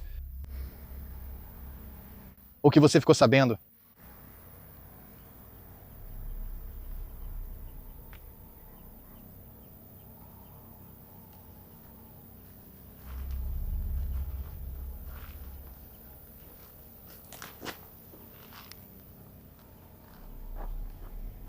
O que te inspirou a criar e fazer o filme Saló?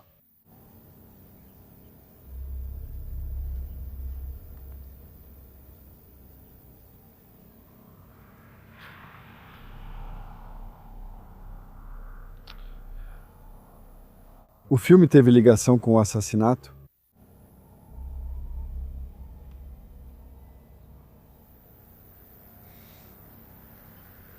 Vou falar sobre isso mais tarde. Sinto como se algo tivesse me mordido na perna, algo pior que um mosquito. E é como se eu tivesse uma dor ardente, como se alguém tivesse atirado uma bala na minha perna. Não sei se foi uma vespa ou algo assim, mas é interessante porque essa área, como você pode ver, mesmo agora está bem movimentada.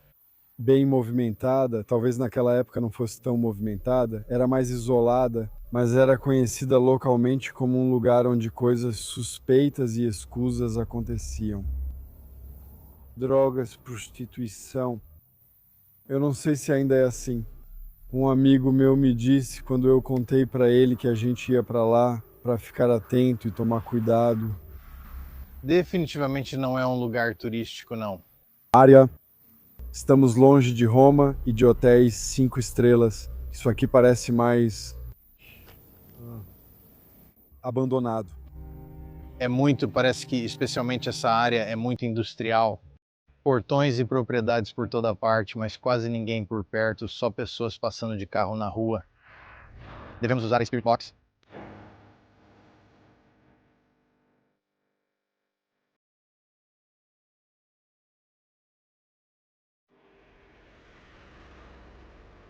Beleza, então vamos usar a Spirit Box agora. Já deixamos tudo pronto e estamos sentados bem ao lado do monumento.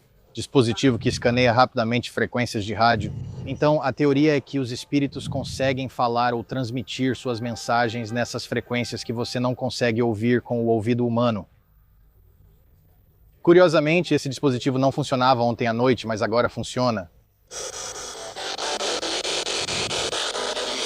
Então, eu quero perguntar, espero que tenha alguém aqui com a gente nesse parque, Pier Paolo Pasolini, se alguma parte do seu espírito ficou presa aqui depois daquele crime horrível, você pode, por favor, nos dizer seu nome ou dizer quem você é?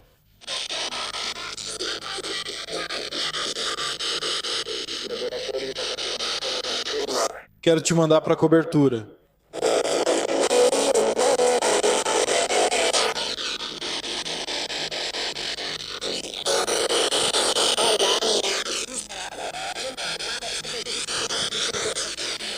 Quem está aqui conosco agora, nós realmente queremos saber.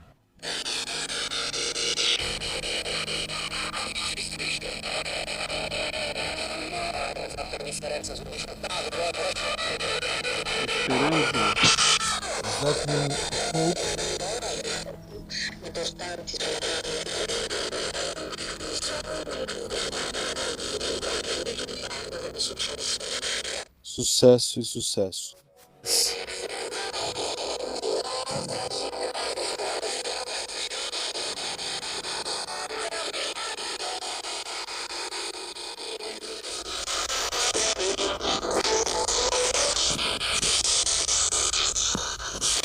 Sim, Paulo, você queria dizer uma história sobre colher sangue quando você queria fazer o filme do Guide, o Guide.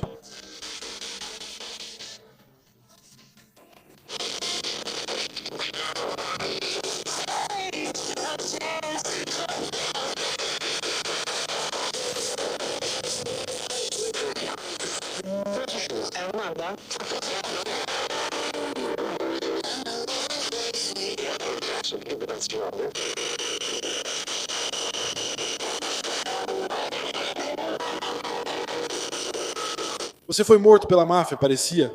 Também.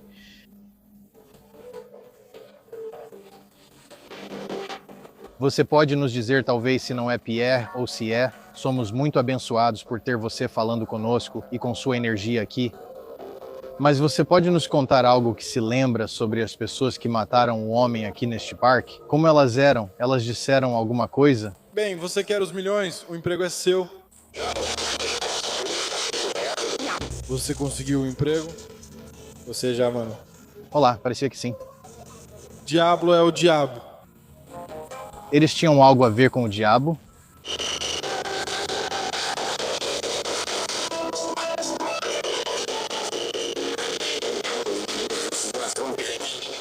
Quem eram seus inimigos?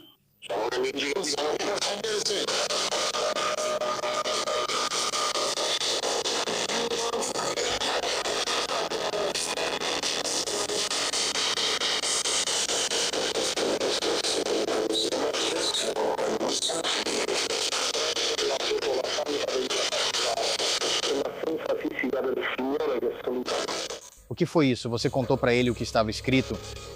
Senhores,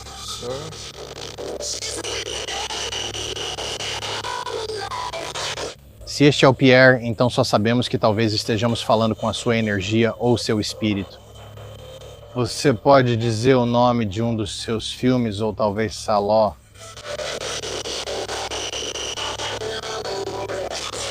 Você é Saló?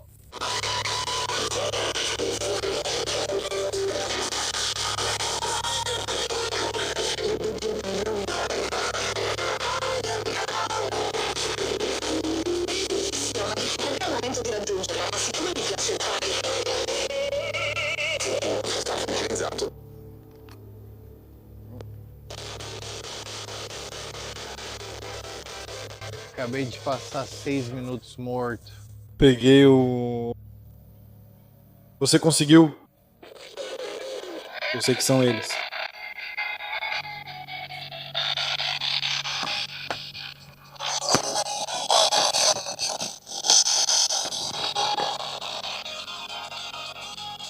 Pode citar um de seus filmes, por favor?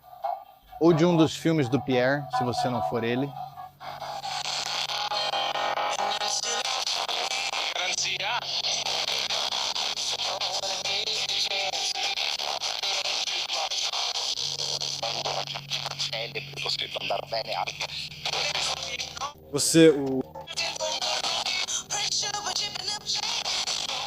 Você acha que os assassinos tinham ligação com o bairro chinês?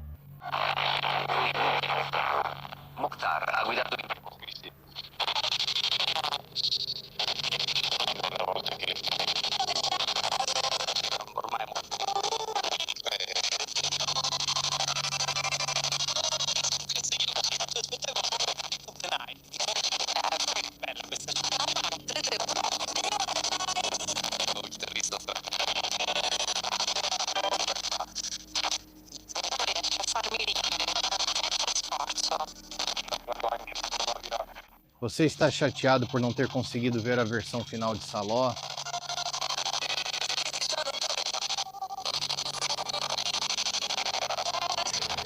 Sim.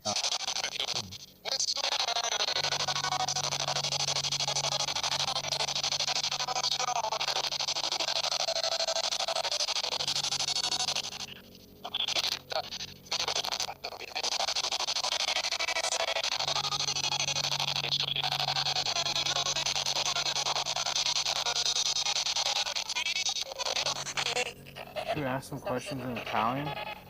Sim. Você conhece seus assassinos?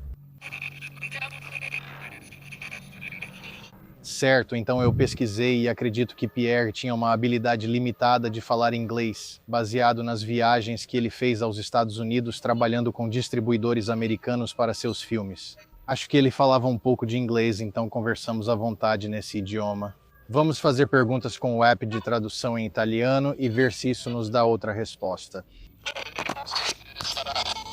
Sim, quem matou Pierre?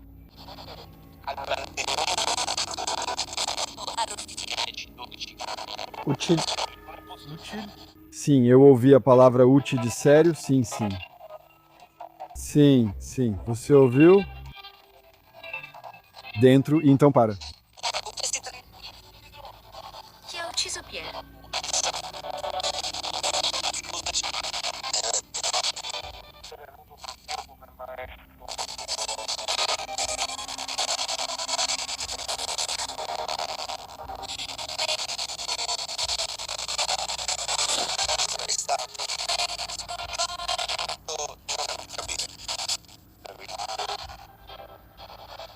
Ok, agora vamos perguntar. Você conhecia seus assassinos? Conosci i tuoi assassini?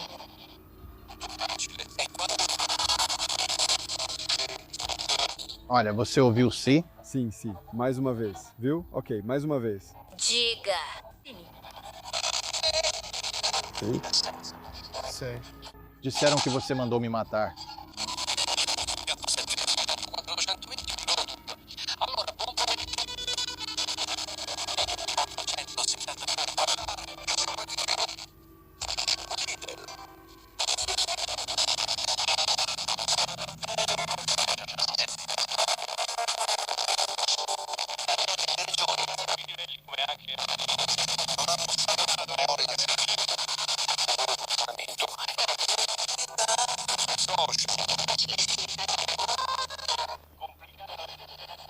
Complicado. É, complicado, complicado. Agora eu estou. Vou perguntar. Salo era um drama ou um documentário? Salo era un dramma o un documentario?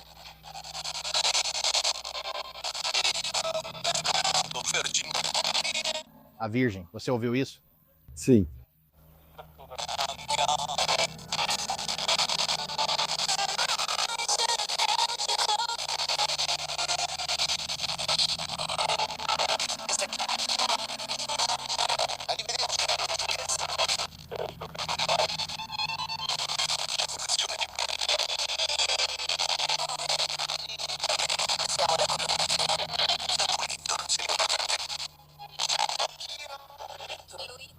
Salo era un dramma o un documentario?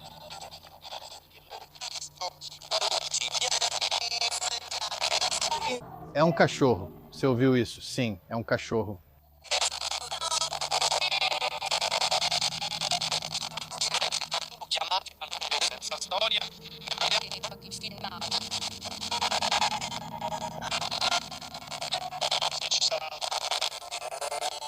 Quase silencioso. Sim. Hotel.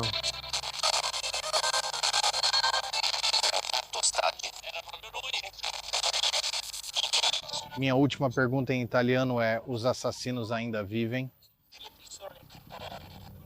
Os assassinos ainda estão vivos. Criatura. Criatura. Criatura.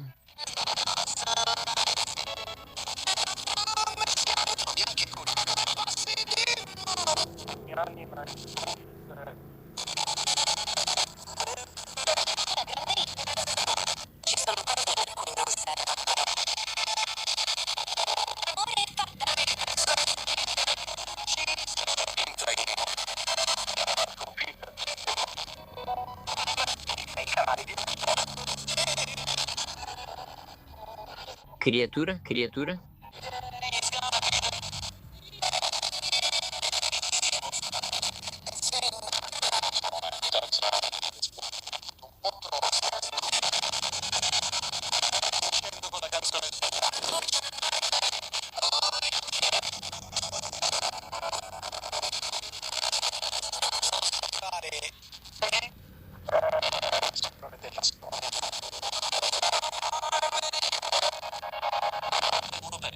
Você pode nos dizer os nomes das pessoas que mataram o homem aqui no parque?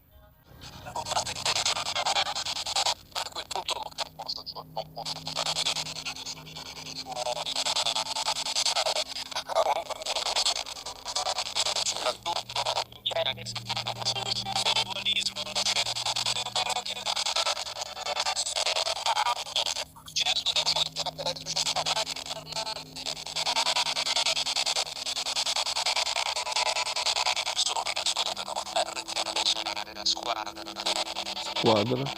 Esquadra. Esquadrão da Morte. Esquadrão. Aberto.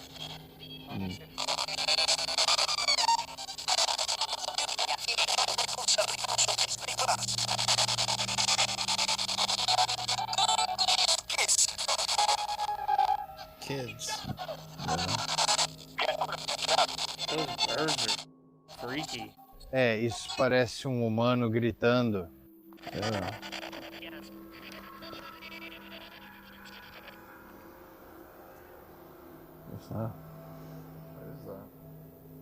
Gata bem. Não sei italiano, então não entendi, tudo foi muito rápido. Recebemos respostas interessantes, mas vou precisar traduzir algumas depois. Acho que devemos tentar o método Estes. Vamos terminar isso. Ei pessoal, aqui é o Colin. Toda semana no canal sorteamos uma sacola de brindes para um espectador sortudo. Já distribuímos dezenas dessas sacolas de brindes ao longo dos anos e adoro saber quando vocês recebem. O pessoal sempre posta fotos e compartilha, é incrível. Se você quiser ter a chance de ganhar uma das sacolas de brindes esta semana, tudo o que precisa fazer é curtir o vídeo de hoje, apertar o botão de curtir e comentar filme. Você pode dizer qualquer coisa, pode digitar a palavra filme, pode dizer nunca vi esse filme, pode dizer odeio esse filme, pode dizer esse filme é assustador. Eu realmente não me importo. Curtam e comentem para mostrar ao YouTube que há interação. Isso nos ajuda a crescer. Vou dar 10 segundos para vocês fazerem isso. 10, 9, 8, 7, 6, 5, 4, 3, 2, 1. Enfim, pessoal, vamos voltar para o vídeo. Muito obrigado por assistirem essa semana. E é isso, fiquem assustadores. Certo. Agora vamos fazer uma sessão do método Estes. Isso significa ouvir a Spirit Box através desses fones de ouvido. Eu não vou conseguir ouvir as perguntas deles. E eu sinto que a energia da pessoa realmente contribui para a sessão do método Estes. E obviamente há pessoas que não acreditam nisso, que vão me ouvir dizer isso e vão dizer que eu sou só um charlatão tentando explicar por que estou inventando coisas, mas eu realmente acredito nisso. Todos nós acreditamos nisso. Fazemos isso há anos. E eu estou envolvido nessa história. Eu, pessoalmente, me importo muito com isso justamente por causa de toda a pesquisa que eu fiz. E eu acho que alguém ser assassinado, possivelmente por causa do próprio filme, é um jeito muito cruel de morrer, especialmente quando Pierre era um diretor tão influente. E tantos anos depois, quase 50 anos depois, ninguém jamais foi formalmente preso ou acusado pela morte brutal dele. E tudo isso pode estar relacionado a Saló. Então, é isso, vocês podem fazer as perguntas. Beleza. A estrada. Timothy. Você conhecia seus assassinos? Malcaiana. Câmera. O campo. O campo. Este é o ponto de la Regueta. De la Regueta. Pierre está conosco? Uma estação.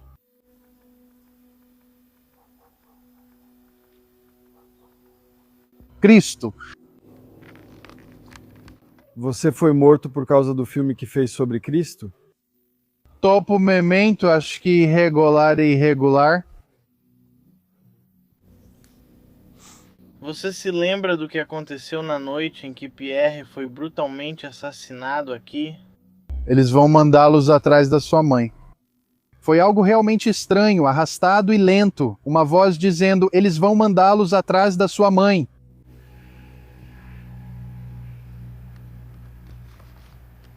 A barricada nacional ou algo assim? Onde seus assassinos foram pagos por esse assassinato, prego eu. Prego significa... Eles apontaram uma arma para mim. Oficial. Te amo ou te amo? Te amo, eu te amo.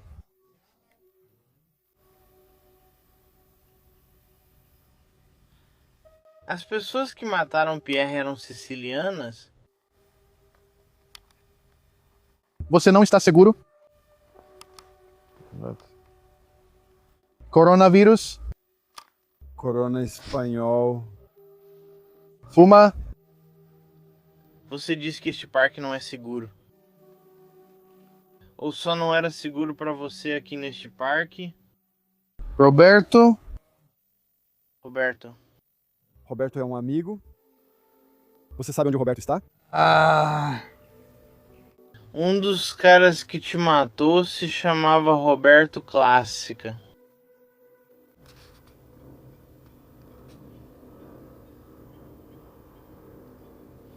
eu sei como.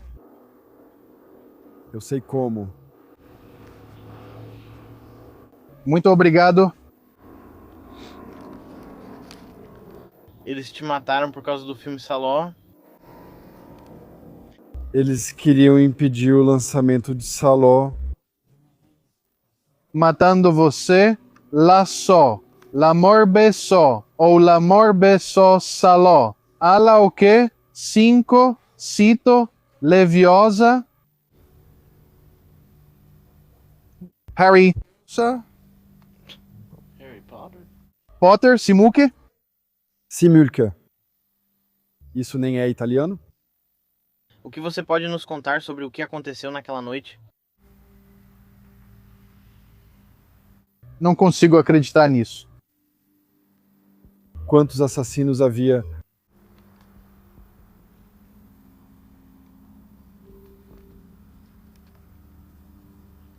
Isso é o melhor que eu consigo. Como se você não pudesse nos contar mais. Lamida ou Mida.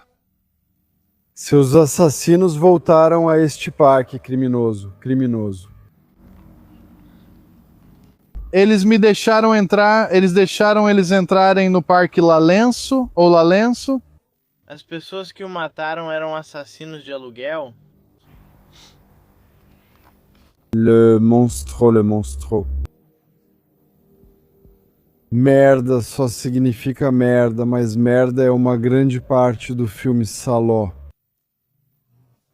Há um círculo de merda no filme Saló, então talvez haja uma ligação aí. Foram as pessoas que enviaram? Não. Foram as pessoas que te enviaram, Normala. Foram as pessoas que enviaram os assassinos atrás de você. Chateado, mas juste. No celular.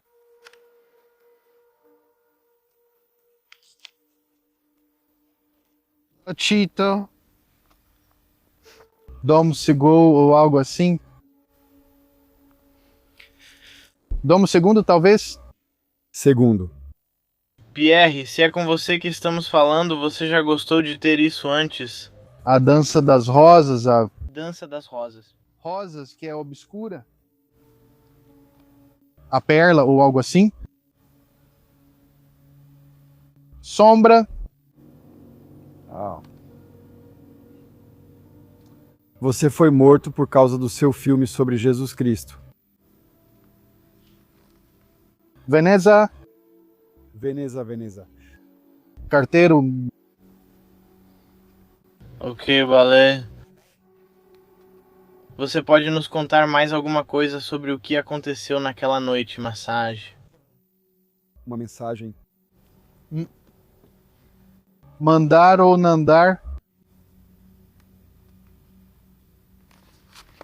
Fascista, né? Essa é uma palavra interessante, sabendo que o filme é sobre o fascismo de rosto. Você recebeu uma mensagem sobre o roubo, À la du monde. sobre os clipes roubados do filme e foi orientado a vir aqui? Os dentes do presidente ou o chá do presidente, os dentes do presidente. Você pode nos contar sobre o filme roubado? O Quatra. Ou Quadra la Quadra. Moderno é uma cidade. Ah, tem um centro do mal. Centro do mal, centro do mal.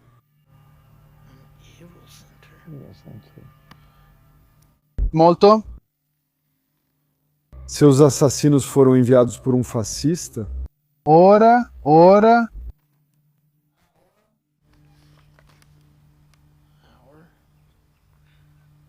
Peter. Peter era um dos nomes dos caras? Wall Street.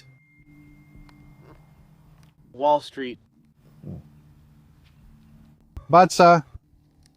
Há conexões com Wall Street nos Estados Unidos? Batsa. O que é isso? Eu não sei, como Siguera ou algo assim, como Siguera. Tudo isso era por dinheiro? É sobre isso que se trata? Foi a pessoa Pietalitiva.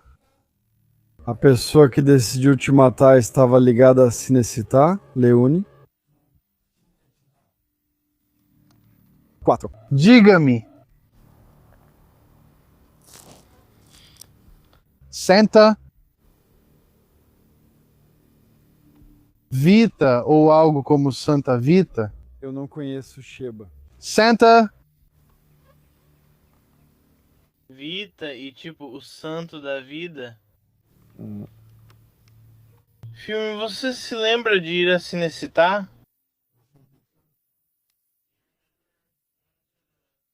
Ligarense. Sei. Você tem mais alguma coisa que possa nos contar com Rock? Com rock. El mundo. Não para mim, sim. Seculo. Tesculo. Uau. Que dança é essa ala Stolz, ou dança Stolz? Um monte de coisa sobre dança. É. Se houver mais alguma coisa que possamos contar ao mundo sobre o que aconteceu aqui, ou algo que você queira que a gente diga pra eles, o que seria? Dabin.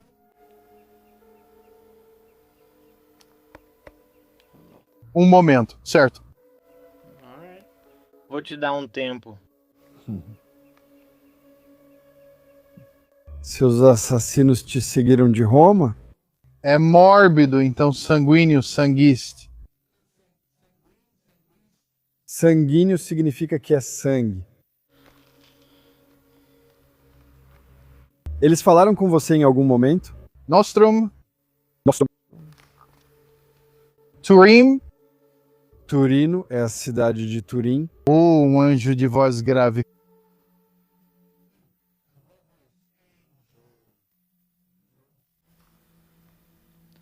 Algo maligno surgiu desse filme. Salom. Existe uma maldição sobre Saló. Vinhada. A vinhada. E Nostrum. E Nostrum de novo.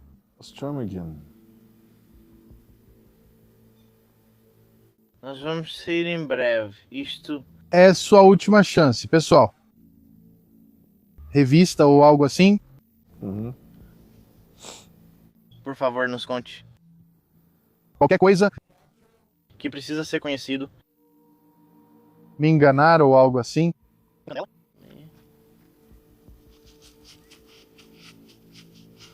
Talvez Candela. Solo Salo. Vela única, Turim novamente, a cidade de Turim. Relatado em Eram seus. Assassinos. Os assassinos eram de Turim. Se Estamos chegando a algum lugar. de novo C. Você pode nos contar mais alguma coisa sobre eles? Pierre, acabei de ouvir Pierre, sim. Você conheceu pessoas más em Turim? Turim também é uma cidade bem conhecida pela alquimia e Mude mais rápido, demo el monstro ou demo le monstra. algo mais Moscou. Isso é estranho, porém, porque quero dizer, Turim fica bem ao norte da Itália. Sempre sim. Mas ainda é Itália. Talvez você tivesse conexões em Turim. É totalmente possível. É engraçado. Tudo bem, vamos sair agora. A vida é boa. Bom, isso é incrível. Que bom que você está feliz no além. Ruminador. Mais alguma coisa? Não. El de Micho Grata ou el amicho el? Tudo bem, vou acordar o Colin. Jesus. Meu Deus. Caramba. Esses fones de ouvido são realmente muito melhores do que fones de ouvido de verdade. Tem alguma coisa? Algo sobre Turim. Sim, Turim e o que era mesmo. Vários mares depois, essas pessoas vieram de Turim. Sério, sim. E você conheceu pessoas más em Turim? Veja. Veja, sério? É uma cidade daqui? É. Sim, Turim. Perto de Turim? Turim. É estranho, pois me lembro de ter ouvido isso. Nós conversamos sobre isso porque é uma cidade conhecida por ser um centro ocultista muito forte na Europa, tradicionalmente. Tem muitas coisas ocultistas em Turim. Faz parte de um triângulo de 3 cidades ocultistas. Lyon, na França. Londres, no Reino Unido, e Turim, na Itália, é um triângulo. Sério? Existe um triângulo preto, existe um triângulo branco. Isso é realmente estranho, na verdade. É. Existe mais algo além disso? Alguma dessas palavras em italiano foi traduzida? Não muito. Teve. Sim. Acho que precisamos ver as filmagens. Mas isso é interessante. Bem, Pierre. Sinto muito pelo que aconteceu com você, Pierre, mas espero que o espírito dele não esteja aqui. Espero que tenha sido outra pessoa. Se existe algum elemento de um ser consciente que está preso aqui e que seja do Pierre, estamos tentando contar sua história e ajudar a conscientizar as pessoas para que talvez elas possam aprender sobre o que aconteceu. Quem sabe um dia alguém fale algo muito interessante. O mistério de Salo persiste. Mas acho que já fizemos isso ao máximo. Poderíamos ter visitado mais lugares, mas a semana foi bem agitada. Sim. Obrigado. No fim, foi uma grande jornada. Este talvez seja o vídeo mais perturbador que já fiz. Já fui zoado na internet por dizer isso, mas sigo fazendo vídeos que considero cada vez mais perturbadores. E antes mesmo de chegarmos ao local, aos 2 locais, a história desse filme e o assassinato horrível de Pasolini, tudo isso já é profundamente perturbador. Mas aí você soma tudo isso com o que a gente falou hoje e dá uma olhada no que gravamos no final ali. E é simplesmente tão intrigante, tão bizarro e tão assustador. As evidências lá fora eram realmente convincentes. Eu sinto que talvez tenhamos recebido algumas pistas em potencial. Talvez tenhamos conversado com alguém ou alguma coisa que estava na área. Mas eu não sou de chegar a respostas ou tirar conclusões. Você só precisa ver a filmagem e tirar suas conclusões, pois confio totalmente nos dispositivos que usamos. Já os utilizei centenas de vezes. Eu não uso métodos ou dispositivos nos quais não acredito. O que aconteceu lá foi realmente interessante, mas ainda resta a pergunta sem resposta. Quem matou Pasolini? E uma pergunta ainda maior para mim, uma pergunta mais ampla. Um filme pode ser assombrado ou pode causar uma assombração? Um filme pode realmente ser amaldiçoado? Frequentemente ouvimos sobre filmes amaldiçoados, especialmente no terror. Você assiste a esta filmagem ou a este filme e acaba amaldiçoado ou assombrado. Mas será que um filme pode ser tão incrivelmente perturbador e chocar tantas pessoas a ponto de realmente influenciar a energia de um lugar e quase criar uma egrégora ou uma espécie de assombração consciente própria? Estas foram as perguntas que fizemos no início do filme. Infelizmente, como sempre, não tenho uma resposta para vocês, mas acredito que seja possível. Fiquei sóbrio há alguns anos. E nos últimos anos, depois de ficar sóbrio, eu tive tantas experiências espirituais, de certa forma religiosas, bizarras, metafísicas, paranormais e espirituais, que a minha visão sobre o paranormal mudou completamente. Quando comecei essa jornada, eu achava que fantasmas eram simplesmente, sabe, pessoas que tinham morrido e só isso. Agora, eu acredito que muitas dessas entidades não são nada disso. E eu nem sei o quanto eu acredito no conceito de que alguém pode ser uma entidade consciente do passado, em vez de algo como a teoria da fita de pedra, energia repetitiva ou marcas. E sabe, há muitos conceitos no paranormal. Nos últimos anos, após ficar sóbrio, sinto que minha mente se fragmentou porque agora acredito em várias coisas diferentes. Tem sido uma jornada muito louca. Se você me perguntar se um filme pode causar assombração, acredito que sim. Pense em todas aquelas pessoas. Pense naquelas milhões e milhões de pessoas que assistiram Saló, que viram aquelas cenas naqueles lugares e sentiram aquela emoção conectada àquele local. Quem garante que essa energia não pode ser transferida para lá? Quem afirma que isso é impossível? Além disso, ainda há a depravação das filmagens. Quero dizer, eles praticamente cometiam alguns desses atos, não comendo fezes nem torturando pessoas, mas as imagens estavam presentes. Sinto que essa energia também deixa uma marca. Por que vocês não me dizem o que acharam desse vídeo nos comentários? Eu sei que ultimamente tem sido estranho e que a gente não tem feito caçadas a fantasmas como devem ser. Vamos retomar as caçadas a fantasmas durante a noite toda com toda a família neste verão e melhorar tudo bastante. Vocês verão em breve. Mas é isso, eu tenho um grande anúncio pra fazer antes disso, e é isso. Obrigado por assistirem, eu amo cada um de vocês demais, eu agradeço muito a todos vocês, vejo vocês na próxima semana. E é isso, continuem no clima assustador.